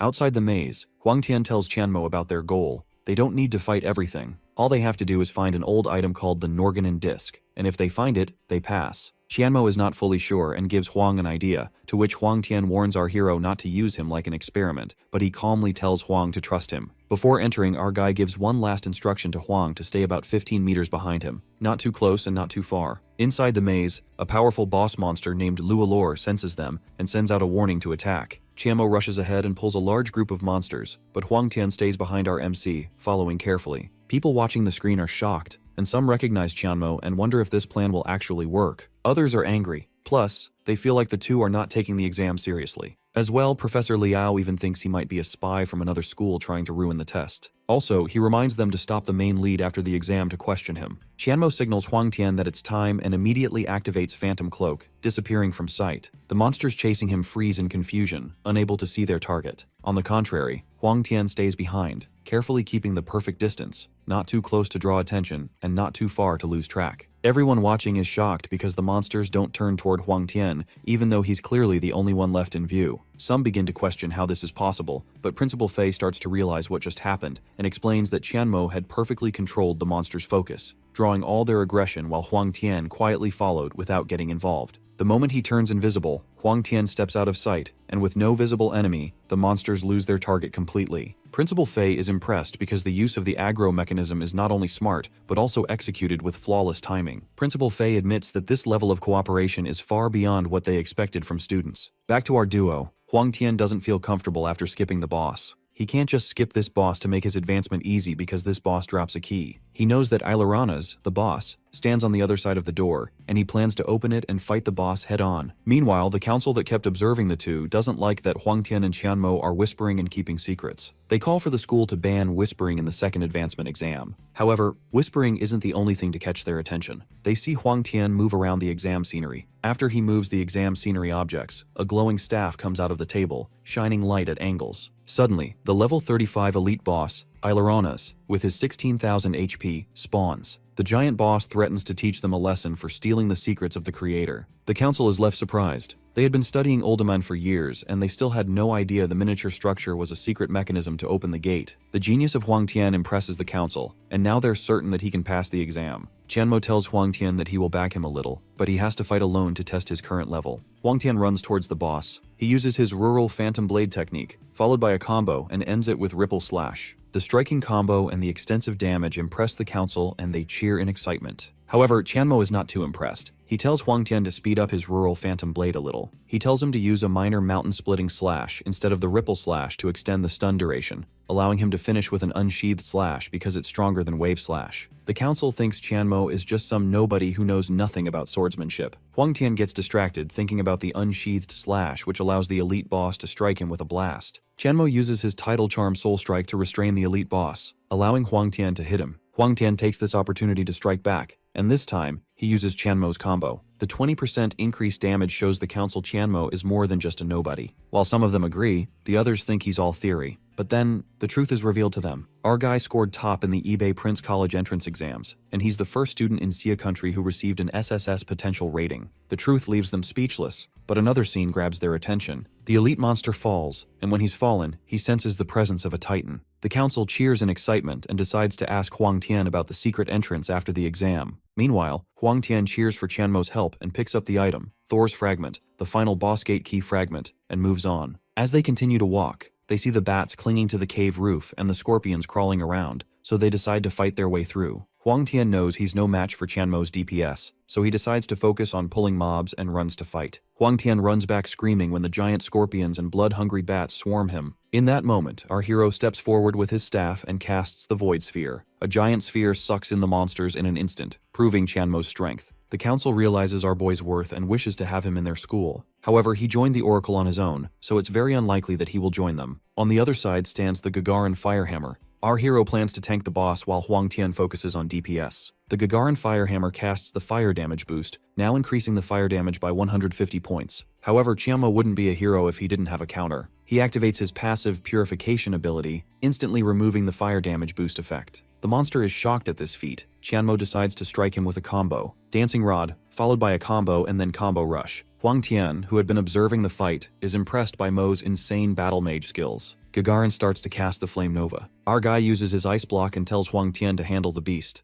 Huang Mian knows Qianmo is doing it on purpose to test his skills, but then decides to attack the boss. He uses his backflip slash and then a ripple slash, successfully interrupting Gagarin's Flame Nova casting. The council is surprised to see our hero teach Huang Tian, who they thought was the most powerful. Their realization that not having him in their school is a loss only gets stronger seeing Qianmo's insane combat skills. While Huang Tian tirelessly fights to tank the boss, our boy has yet another tip for him. He tells him that Gagarin Firehammer's instant fire damage boost is traceable, and if his reaction is fast enough, he can dodge it. He tells him to keep an eye on Gagarin's movement the moment he raises his arm. The moment he attacks, Huang Tian notices that he slightly pulls back his right arm. Now, if Huang Tian uses Ripple Slash the moment Gagarin pulls back his arm, he can resist the debuff. However, it's a microsecond opportunity, so he needs to be quick. Gagarin uses his debuff again, but Huang Tian fails to resist on time and takes the damage. He continues to try but fails either by going too slow or too fast. Meanwhile, the council is furious and doesn't believe it's even possible to react in a microsecond. Huang Tian's damage keeps stacking up to 1,500 points. He's bruised and tired, but Qianmo reminds him that this is his last chance to do or die.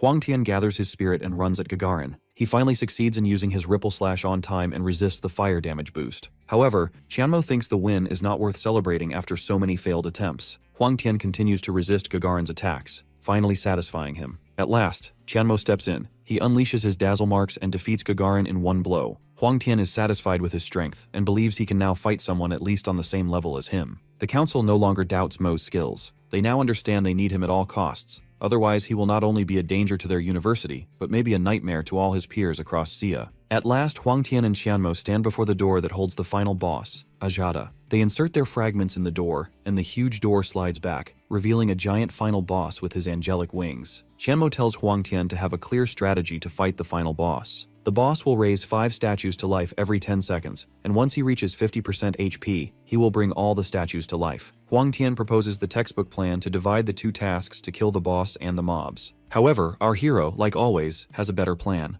At first, Huang Tian freaks out when he hears about the forced kill. He doesn't believe a level 38 boss can be fought like that. However, the plan is simple. Kill him fast enough and keep control of the output rhythm. Huang Tian rethinks the plan and realizes that the plan is worth trying. With the final agreement, old Qianmo activates all his abilities that leave even the council astounded. Time and again, the council learns something new. They finally realize that someone like the Vagrant can be powerful at times with all their abilities, and the extra buffs and damage-tanking pets are additional help. However, the Vagrants are too rare, and it's impossible for anyone to progress to the point of our hero. Qianmo's pets and buffs stand behind him like his personal arsenal. He tells Huang Tian to focus on damage output and dodge the boss's AoE attack while he focuses on stacking vulnerable debuffs on the boss. The attacks begin with an electrifying flashbang and piercing bullets. Asura speaks in fury. The shocked state allows damage to be increased by 20% with every stack, which lasts for 8 seconds. The sundered armor state allows physical damage taken to be increased by 10%. Qianmo tells his pets to delay the revived statues. Only one thing matters in this battle: vulnerability debuffs. To kill Asura, our hero needs to stack as many vulnerable debuffs as he can so that they can have enough burst damage. It might be something other classes might not be able to do, but a Vagrant like him definitely can. The 10% damage makes Huang Tian doubt their plan, but Qianmo assures him that it will only increase from here on. Our hero unleashes dazzle marks. The damage continues to stack, and at last, Asura's HP reaches 50%. Asura summons the statues and brings them all to life. The council, as if our hero has not proved himself enough, doubts his skills once again. They think the damage output is not enough, and soon Huang Tian and he will have to split up to take care of the mobs. But they also think one person is not enough to deal with the small mobs. However, Qianmo's vulnerability debuffs continue to stack, tanking the boss. At last, the forced kill works, and Asura bursts into bits and pieces. Huang Tian now realizes Qianmo loves the chaos. Having realized he's lost, Liao Guangyuan falls to his knees and begs for forgiveness with demotion and a year's salary suspended. However, the principal doesn't tolerate his abuse of power to settle personal grudges against Qianmo. He believes in the fairness of the arena tournaments and believes that Liao's son should have paid after losing the bet. The principal doesn't take it lightly and tells Liao Guangyuan to submit his resignation by tomorrow and orders the guards to take him out. Meanwhile, Huang Tian has completed his second awakening mission and is promoted to Sword Saint with 20 attribute points as a reward. Qianmo and Huang Tian set a new record for finishing the task in under 2 hours. Our hero's Spellbinder triggers, upgrading his rank to SS rank and the Platinum Treasure Chest to Diamond. Huang Tian is impressed with the excessive rewards and the level up. Qianmo, on the other hand, upgraded twice thanks to the huge EXP rewards, and he can now finally add the DD Helper service. He invests all 12 attribute points in strength, making his battle power just a step away from 30,000. Qianmo then opens the Diamond Treasure Chest and finds Venomous Shoulders, an excellent grade piece of equipment. It can use the Poison Queen capture, which fires a giant net in front of him, immobilizing all the captured targets for 5 seconds while simultaneously injecting paralysis poison. Our hero believes this new skill can be perfectly coordinated with a Void Sphere or Quantum Bomb. If he just lures all the mobs together and then uses the net followed by an AoE attack, he can clear them all in one go. Huang Tian is also happy with other high-level equipment and asks Qianmo to show his. He's surprised to see that Qianmo has a second awakening equipment for the second time while he doesn't even have one. Having finally reached level 31, Huang Tian officially graduates from Blue Sky University. Meanwhile, the students of the Blue Sky University gossip about Huang Tian and Qianmo finishing the exam with a record-breaking result. Qianmo meets up with the administration and knows they want to invite him to join their university. They offer to agree to any conditions that he may have as long as he says yes. But Qianmo remains committed to the Oracle University. He also assures them that Oracle University will not have any conflict with Blue Sky University if they don't start it. The principal realizes he can't force anymore and proposes an alternative plan. Principal Fei has officially asked Qianmo to be an interim teacher and help their students clear the Second Awakening Secret Realm. Not only that, but they also include specific rare materials and a 100% guarantee for clearing the Second Awakening. When the students learn about this new development, if those students manage to bring rare materials our boy needs, the success rate in the Second Awakening will be guaranteed 100% with the help of Qianmo's assistance. Some students think 100% is an exaggeration because Huang Tian's batch only had a promotion rate of 37%, and not even the strongest level 30 students all over Xia guarantee a promotion for the exam. Meanwhile, Liu Kui, who has acquired the Space Cicada Spirit at Qianmo's request, approaches him and asks when they can proceed with the Second Awakening exam. Our guy cheers up in excitement seeing the first-rate Space Cicada Spirit and tells Liu Kui to start now. Liu Kui's hesitation makes our hero think he doesn't believe in him, but he clarifies that he just thought it would be hard on him and agrees to start right away. As Liu Kui and Qianmo head towards the map, they find some students gossiping about how this kid following our boy has failed once before and even lost 4 levels. His talent is so bad that even experts couldn't help him. But my guy assures Liu Kui to just relax and believe in himself.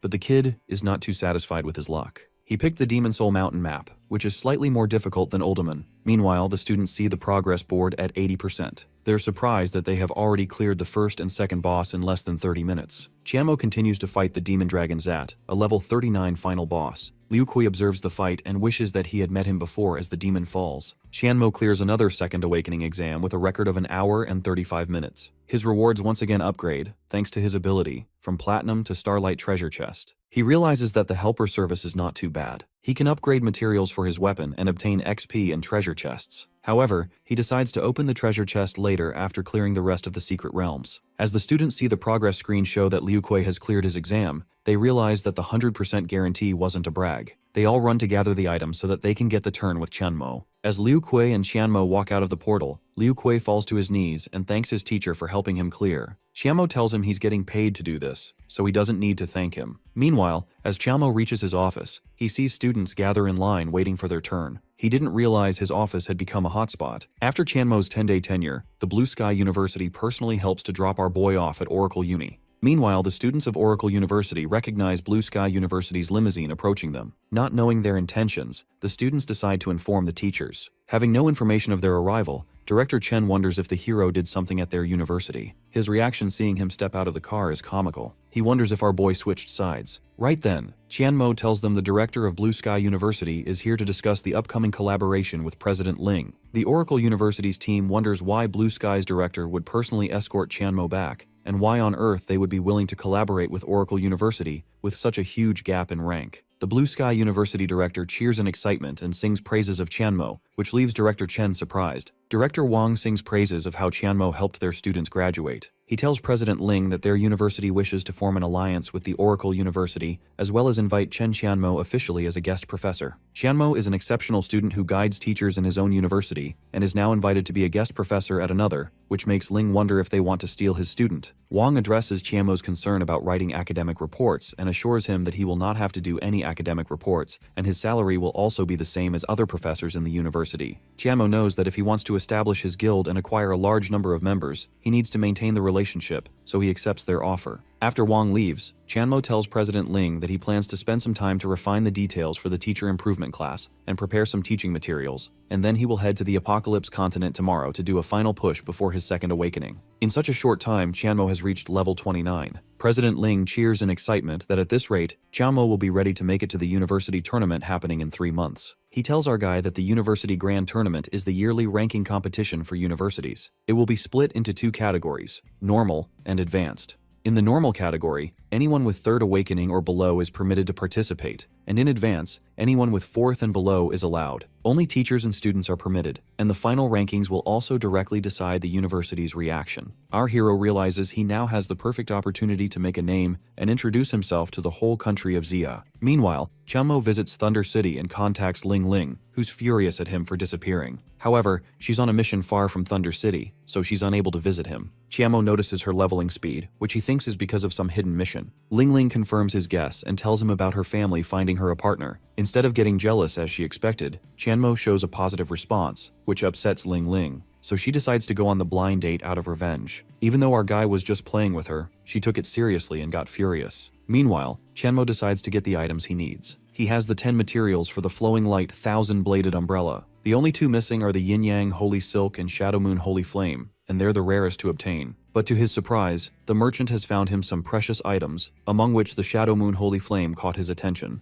Qianmo pretends to act disappointed as if he's not jumping in excitement internally. The merchant tells him he spent 1,000 gold coins, but he's willing to grant him a 20% discount for the delays. Qianmo's false disappointment worked. The merchant actually paid 2,000 gold coins, but he's terrified by Qianmo's gaze. Our hero decides to take the deal and leaves after saying his goodbyes. He knows exactly where to get the Yin Yang Holy Silk, but before that, he decides to visit someplace else. Somewhere outside Thunder City at a horse stable, our hero opens a hatch that leads to the Dark Brotherhood branch in Thunder City. The Dark Brotherhood is an assassin organization in the continent, and every awakener can apply to become an assassin. However, they have to undergo some tests to be able to join them. There are 2 reasons our hero wants to join the organization. One is, of course, the assassination missions pay, but the more important reason is to climb the ranks and get his hands on the assassin mask. You would think it will give you some special attributes, but the mask only has one use: to conceal all personal information about the wearer. The mask hides the wearer's true identity and only shows their codename and level. The organization is split into 8 ranks. From the highest one, Tian, to Sha, Di, Jue, Qi, Mei, Wang, and the lowest, Liang. Most people are stuck in the lower 4 ranks, and only experts with 3rd awakening or higher stand a chance of advancing to the top 4 ranks. Xianmo reaches the Dark Brotherhood's door. He pushes the door, walks inside like a boss, and tells the receptionist he wants to join the Dark Brotherhood. While everyone gossips about his rank, the lady asks for 100 gold coin fee, hands him a token, and tells him to report to the testing hall at basement 3. Meanwhile, in the testing hall, Quan continues to test the participants. Some men gossip about her rough tests and her ranks when she suddenly appears behind them. She tells them to take the test, and if their power exceeds 20,000, she'll forgive their gossip. She hits them with a whip as they beg for mercy. However, none of them reach 20,000 battle power, and as a result, Quan sends them to the water prison. As they beg for mercy, another one approaches the lady. She sees our hero's rank and tells him to turn around while he can.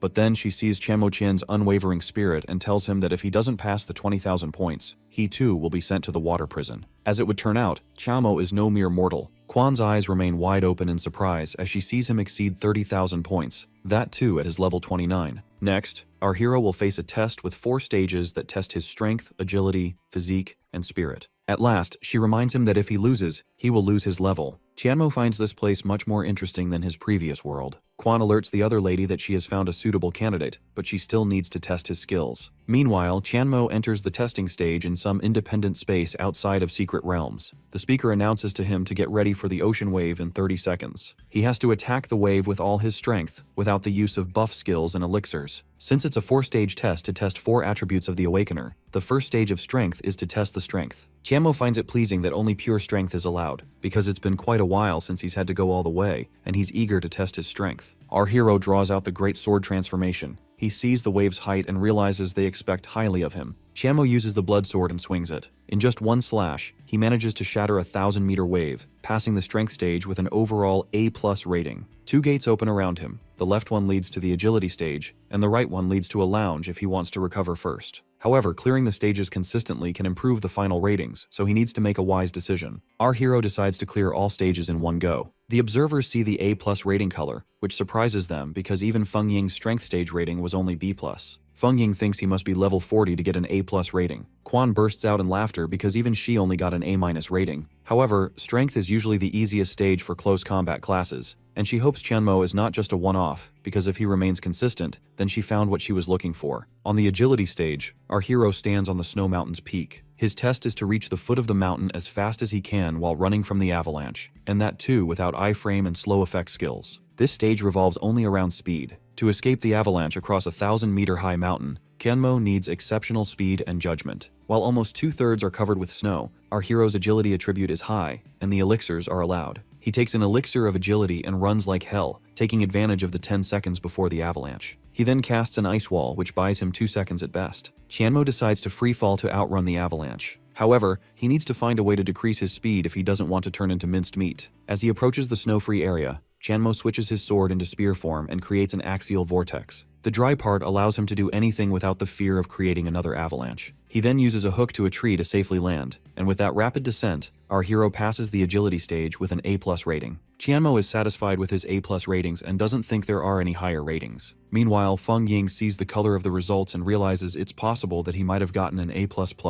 Quan cheers in excitement, realizing she's found what she wanted. At the physique test, our hero enters an underground lava cave. The environmental damage causes him to lose HP just by walking around, which is a problem because he didn't invest much into physique, and his HP is slightly short of 4,000. He estimates the tunnels to be around 2,000 meters, and with 100 HP loss every second and a burning stack, our hero wouldn't last a minute, not even with elixirs. He decides to check the lava surface, uses his hook to swing through the air, and realizes that only the lava surface causes damage. Chanmo takes some elixirs to give himself an edge. He then starts to jump, and with his peak agility, our hero manages to jump 600 meters at once. He then casts an ice wall on the ground and jumps through it. With now only 700 meters left, our hero then uses the gun form, shoots it down to recoil himself backwards, and then summons the Tempester. He uses the Heaven's Net to hook it to the Tempester and jumps to the finish line. With only 200 HP lost, Chanmo passes the physique stage with an A++ rating. Meanwhile, Chanmo's skills leave Feng Ying surprised once again. She grows more eager to know who this new participant is. Quan tells her that she doesn't know much about him either, and tells him about his rank and class. Feng Ying can't believe a level 29 vagrant just got an A+ and the highest legendary ratings. She realizes that their strength looks trash in comparison and suggests reporting it to the high-ups. She believes they could grant him the 5th rank even if he fails the last stage. However, Quan has waited quite some time for someone like Qianmo, and she can't let someone steal him away. But then, Feng Ying reminds her that he's not the only candidate, and there are consequences if the higher-ups blame her. Quan agrees and leaves the place as if she weren't here. At last, our hero faces the final stage. He finds himself in what seems to be a library, and his guess is that it's to test either wisdom or spirit. Qianmo is in a maze with only one entrance and one exit. He can use his spirit to sense the right path guided by the books. However, as his spirit starts to get tired, his feedback will continue to get weaker until it disappears. Qianmo uses his spirit to test and sees the books glow as a guide. His spirit attribute is low, like his physique, and using the spirit power is causing him fatigue. It could take him forever to clear the maze, but the maze creator didn't think about our hero's clever abilities. He activates his invisibility effect, and just as he thought, he can pass through walls. The invisibility cloak's bug allows one to ignore the terrain,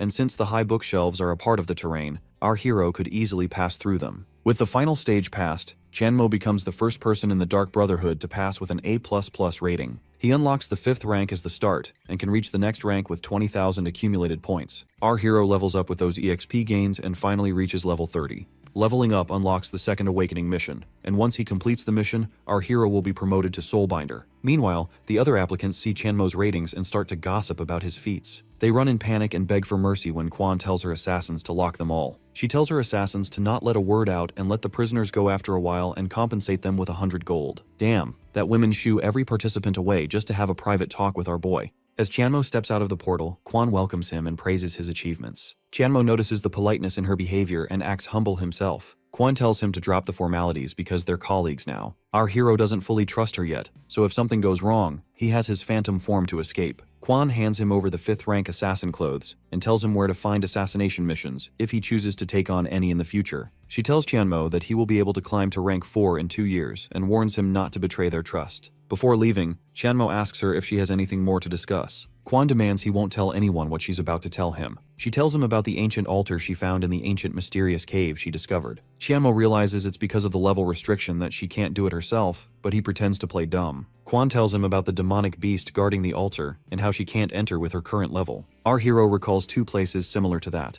a level 35 Drifting Cloud Stream and the level 40 Devil's Cave. He knows she's found the altar behind the waterfall in the Drifting Cloud Stream. Qianmo knows Quan is not telling him that the demonic beast is level 40 so that he doesn't lose confidence. Since the altar can only be activated by one person, and the cooldown time is 3 months, Quan is trying to get the altar for herself. Qianmo decides to play along and pretends as though he fully trusts her and agrees to try taking on the demonic beast. Without wasting any time, Quan takes him to the Drifting Cloud Stream. She tells Qianmo to head through the waterfall while she guards the entrance. Our hero acts like he's scared. He tells her he's a little nervous and asks her about the demonic beast's level. Quan tells him she doesn't know the beast's level and hands him over the Azure Pearl that can temporarily grant him 3000 HP. However, it can only be used 3 times, and Quan has used it twice, so Qianmo needs to be wise about its use. As Qianmo leaves, the woman shows no remorse if he dies. Back to our boy. He already know well enough that this bitch is playing him and wants that coveted item all for herself. But since he's here, he decides to take it. He takes out the leper mask that allows him to transform into the appearance of the gnome race for 30 minutes. The hero can easily take on the level 40 rock rat, but the seal will disappear too, and he can't let Quan take the advantage. Our boy finally reaches the giant rat and offers him all the food he's got. While the food keeps the rat busy, Qianmo sneaks to the altar without killing the rat. Having already unlocked all the first awakening skills, our hero can now learn second awakening skills in advance. As he places his hand on the altar, it offers him second awakening class skills like Tombstone, Outrage Break, and Black Hole. He chooses the Murderous Wave. The altar starts to glow and grants him the skill. This skill releases waves of murderous energy that inflict continuous damage and ignore the defenses of all enemies within 5 meters. It also increases the user and his teammates' physical and magical critical rate by 5%. It also takes 50 MP per second, and our hero, with his current spirit attribute, can't handle that, so he decides to change it to passive once his system is upgraded. Meanwhile, Quan grows impatient after waiting for over half a day. She wonders if he got killed but realizes it's impossible for a level 40 beast to kill him instantly. Qianmo provokes the rock rate by telling them that the altar has no power anymore. The rat gets furious and starts to run and scream. Quan sighs in relief after hearing some noise and thinks Tianmo is just being careful. He tricks the rat into joining him by telling him that he'll starve if he doesn't come with him. The rat gets disappointed hearing about Quan guarding the entrance. Tianmo tells the rat she is trying to kill him, but they're no match for her. But he's a plan to deal with her. With plan in motion, Tianmo runs out of the cave as the rock rat follows him. Quan thinks it's some gnome and jumps in the cave after noticing that the seal has been lifted. Meanwhile, our hero and the rock rat, who just pretended to be fighting, see this. The protagonist tells the rat to reactivate the seal now that she's inside the cave. Meanwhile, Quan finds the seal already stolen. She waited so long for this, and now her blood boils. She suspects our boy, but realizes she didn't see him. But then, she wonders why the gnome appeared, and whether Tianmo was with someone else. Either way, she accepts her fate and decides to come back again after 3 months. As he tries to walk out, the seal at the exit throws her back in. She finally realizes it was a trap all along. Quan realizes she'll starve to death, so if she's going to die, she wants to die on her own terms. She takes her dagger and stabs herself. Tianmo, outside the cave, reveals his true identity to the rock rat. The sudden revelation frightens the rock rat at first, but Tianmo offers him a chance to live. As our boy is dashing down with his new companion,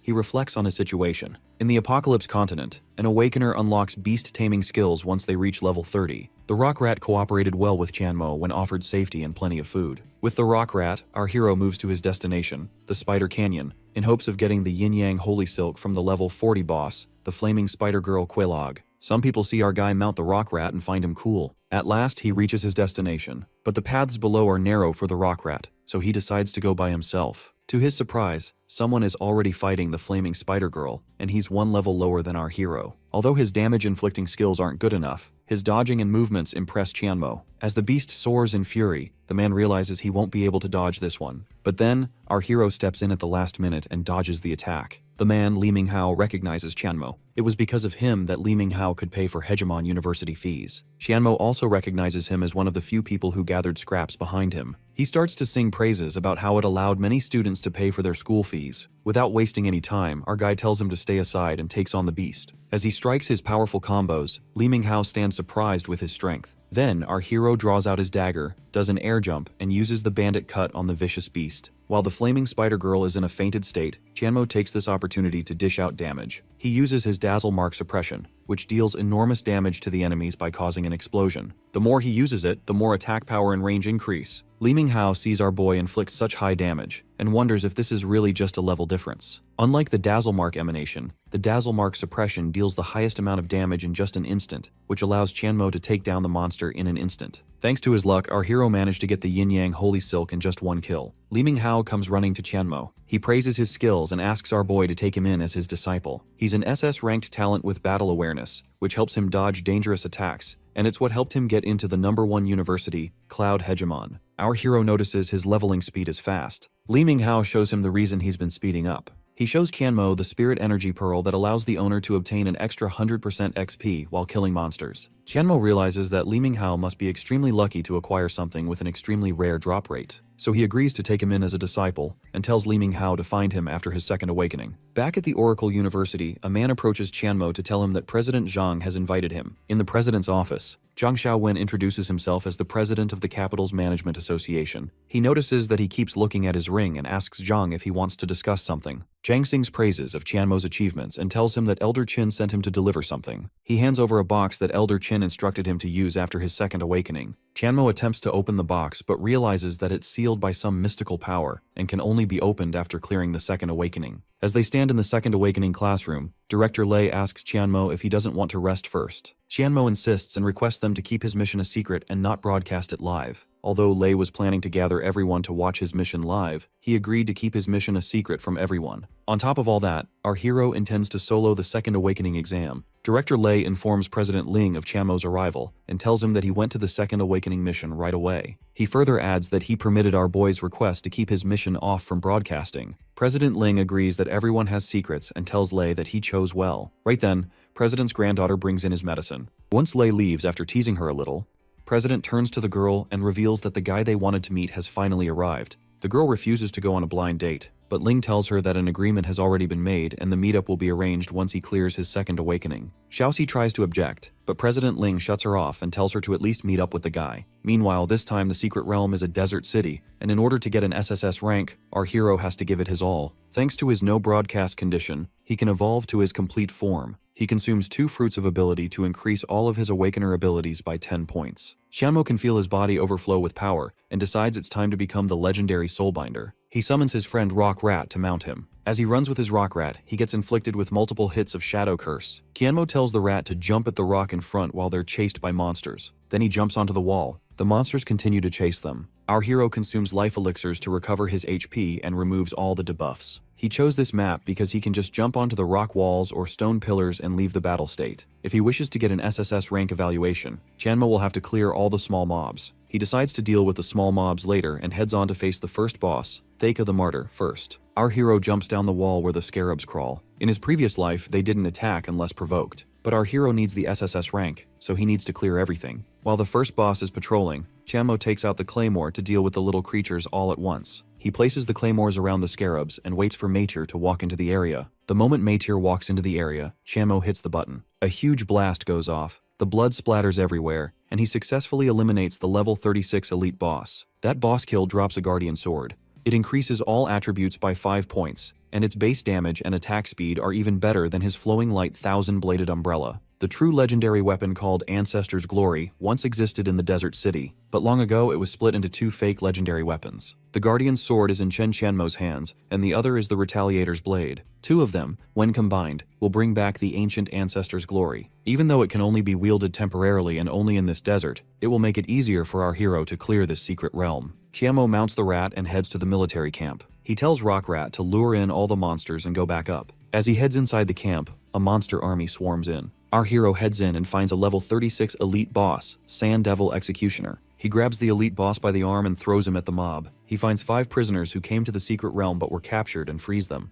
The prisoners thank Chanmo when the monsters rush towards them. While some of them get scared, one shows bravery and decides to fight. After all, they're all level 40. He tells them he will support them when they need it. The prisoner gathers his strength and runs to fight. They start fighting the monsters while our hero observes with no intentions of helping them. They scream for help as they get beat, but Chanmo decides to wait until 3 of them die. With only 2 of the prisoners left, the monsters start to surround them. Just as they think all hope is lost, our hero steps in for rescue and kills the monsters. The prisoner starts to thank him when Chanmo notices something suspicious and points his spear at his heart. Having cleared Desert City many times, he knew the real second boss was that team of prisoners. He uses the Dazzle Mark suppression and decimates the false prisoners. The 5 people weren't adventurers. They were traitors who escaped here after being chased down. If Chanmo had fought for them, they would have conserved more energy, and it would have become difficult for him to fight them. However, killing them early wasn't an option either, because then the Retaliator's Blade wouldn't have dropped from them. It's a good weapon, but Chanmo has to merge it. He combines the 2 weapons and summons the mythical legendary weapon, the Ancestor's Glory. This mythical weapon increases 15 points for all attributes, and has a 15% chance of releasing a shockwave with 1000 base damage. Our hero sees the extremely high attributes and starts to look for something to sharpen the blade with. As our hero reaches the hilltop lake, he faces the last mobs. They're level 39 mobs, the strongest mobs in Desert City. He finds the perfect opportunity to use his blade. Chanmo then activates the Ancestor's Glory and throws a shockwave attack, instantly reducing the mobs to ashes. He feels sad that he can't take such a powerful weapon out of the Desert City. However, he still has the final boss, the 9-headed serpent, to entertain himself with. As Chanmo approaches the slum, the giant level 49-headed serpent rises. He calls Chanmo a foolish human for disturbing his sleep, but our hero reminds him who's the real boss here and tells him he has already defeated the serpent tribe's leader. This makes the serpent furious, and it runs towards Chanmo to attack. But he dodges and strikes the serpent with the Royal Phantom Blade. The serpent can't believe how he has the Ancestor's Glory and groans in pain. Without responding to the serpent, Chanmo lunges towards it and starts striking it with his blade, continuously using the Murderous Wave spell. The 9-headed serpent finally gets beheaded, and Chanmo gets to sigh in relief after the exhausting continuous activation of the spell. He decides to return and take down the small mobs. Chanmo breaks the records of the Zulfaric secret realm and obtains great rewards along with a personal evaluation of SSS rank. He thinks about what the Soulbinder class is and wonders if he will be proficient in all 5th Awakening classes if he advances to his complete form. He gets curious about how the Soulbinder class will evolve and hopes he will soon be able to kill all the demons and beasts throughout the void. The scene then cuts to the broadcasting site, where a bunch of people are gathered already. Lei Junjie keeps yelling, asking if all the arrangements and the required materials are ready or not, like the flower girl and medals for each department. As he orders the workers to be quick in case Chanmo comes out, One of the people there can't help but question another person about Director Zhang's frightened self to make such arrangements when Oracle University is already in a dire strait. The other person enlightens him about the wealth of the Oracle University's ancestors and tells him that their principal is still a fourth awakening powerhouse. Just then, anchor Li Yueshan steps out of the news van and informs that she has to go to the Cloud Hegemon University for a special interview, but the director made her come here to such a mere student graduating event of an Oracle University. She is clearly upset about having to come here and wonders what could be so important here to report that the director made her come here. Nevertheless, she suggests having a little tour of the university before the event starts, so the cameraman turns on his camera. As they broadcast their live report, the people start commenting on how bored they are to be there at Oracle University until the limousines of Blue Sky and Magic Spirit Universities arrive. Both the viewers and Yueshan are left astonished, whereas the directors step out of their cars. When the principal of the Cloud Hegemon University, Wu Shuiqing, sees the live broadcast from his conference room, he asks the members about the plans of the Oracle University for the day. The administrator director, Zhou Siwei, informs about Chanmo being the provincial champion of the year. However, due to him being a vagrant, their university hasn't sent anyone to recruit him. Another member joins in and guesses that Ling Xiao might be trying to promote his university by using Chanmo's good results. Wu Shuiqing gets angry at Ling Xiao and tells Zhou Siwei to attend the event as his representative and also tells him to take that kid from yesterday with him. We then cut to our boy. Xianmo realizes he has not opened the brocade box that Elder Qin gave to him, and upon opening it, he finds an SSS rank skill book and a passive skill. He uses it and realizes that Elder Qin sealed it so that he can't use it during his advancement exam. He then upgrades his spirit level and adds the Murderous Wave and Lilroy to his 2 new passive skill slots. He decides to open the other treasure chests in the Apocalypse continent and expresses his amusement at increasing battle power by 20,000. The Oracle bell rings 9 times to indicate Qianmo's success in making a record, and it's the first time the bell has rung 9 times. This tells us that his record is the top among all the other mid-grade secret realms within Oracle University. The old man Ling, the president of Oracle University, is very happy to see his student make it to the top. Qianmo steps out of the portal and the people start cheering, and the bright lights of the event make him wonder if there is some important event. The crowd cheers wildly for Qianmo, celebrating him as the youngest graduate in the history of the Xia country. Yet, many viewers whisper in doubt, suspecting that the entire event is nothing more than a performance. Amidst the excitement, Chang Yusheng, director of Moling University, strides toward Qianmo with enthusiasm, explaining that he rushed over the moment he heard the news. Standing beside him, Director Wang introduces himself as the representative of Principal Fei Yingguang and apologizes sincerely on the principal's behalf for not being able to attend in person. The audience is in disbelief, astonished that the Fourth Awakening powerhouse, the principal of Blue Sky University himself, would have intended to come, but he didn't. Meanwhile, the broadcast's viewership skyrockets past 5 million, breaking every record in the history of the capital TV station. At the same time, the station's director feels regret for not being informed about such an extraordinary event. As anticipation grows, Principal Ling arrives, and the crowd parts instinctively to make way for him. He approaches Qianmo with a proud smile, congratulating him on his incredible accomplishment before revealing the astonishing news: the ringing of the 9 bells. The announcement sends shivers down the spine of Wang Kaifu, director of Blue Sky University, who realizes that the ancient legends surrounding the Oracle Bell are real after all. Seizing the opportunity, Anchor announces that their live broadcast has just crossed 10 million viewers. She asks the teachers to explain the mystery of the Oracle Bell. Lei Junji steps forward and explains that the bell was created by the first-generation principal of Oracle University and possesses a mystical ability to measure a student's potential. Whenever a student breaks a secret realm record, the bell rings, the number of chimes representing the speed and magnitude of their achievement. Throughout history, only a handful of students have managed to make it ring at all, usually just 2 or 3 times. Until today, the record of 6 bells belonged to none other than Principal Ling. Intrigued, Yuesheng asks Qianmo about his evaluation and completion time for the Second Awakening exam. Qianmo replies that his evaluation is SSS rank, though he's unsure of the exact timing. When Lei Junji asks if he brought a helper, Qianmo calmly says he completed everything alone, instantly earning the admiration of the broadcast viewers. At that moment, Senior Hua Ningyu, the event's flower girl, walks forward with a bouquet in hand. Watching Qianmo, she silently vows to win him over no matter what, believing that all her efforts have led to this moment. Meanwhile, Luo Jingjing sits elsewhere in tears, frustrated about the blind date arranged by her grandfather. Regretting her decision to take the Second Awakening exam too soon, she suddenly receives a notification from the Capital TV broadcast, and freezes when she sees Qianmo's face on the screen. Back at the ceremony, Lei Junjie calls for silence and invites Hua Ningyu to present the flowers. Qianmo feels a wave of discomfort as he realizes she is the flower girl, while she smirks inwardly, imagining his reaction when she makes her public confession. The students whisper excitedly about her beauty as she gracefully hands him the bouquet and congratulates him. Just as she gathers the courage to confess, Jingjing bursts into the hall, Qianmo is stunned to see her and asks why she's there, but she ignores his question and runs into his arms, hugging him tightly as tears stream down her face. Between sobs, she asks if he's really the man her grandfather chose as her blind date, and why he never told her that he was accepted into Oracle University. Principal Ling frowns, clearly irritated to see Jingjing clinging to Qianmo in public, while the live broadcast explodes with reactions and comments. Qianmo leans close to whisper a reminder for her to be careful. They're on camera and she should think about her image. Realizing this, Jingjing blushes furiously and quickly pushes him away. The directors of Blue Sky and Magic Spirit University turn to Principal Ling with questioning looks. He laughs awkwardly and calls it an accident, though inside, he's uneasy. He can't possibly confirm in public that Qianmo might one day become his grandson-in-law. Soon after, Lei Junji announces the end of the ceremony and invites the media and students to move to a classroom for an important announcement. Once the crowd disperses, Qianmo gently pats Jingjing's head, telling her to stop crying. She hits him playfully for teasing her before storming off in embarrassment. Watching her leave, Huan Ningyu feels her confidence shatter. Realizing she can't compete with Jingjing in any way, she fears she's about to become the laughingstock of the entire university.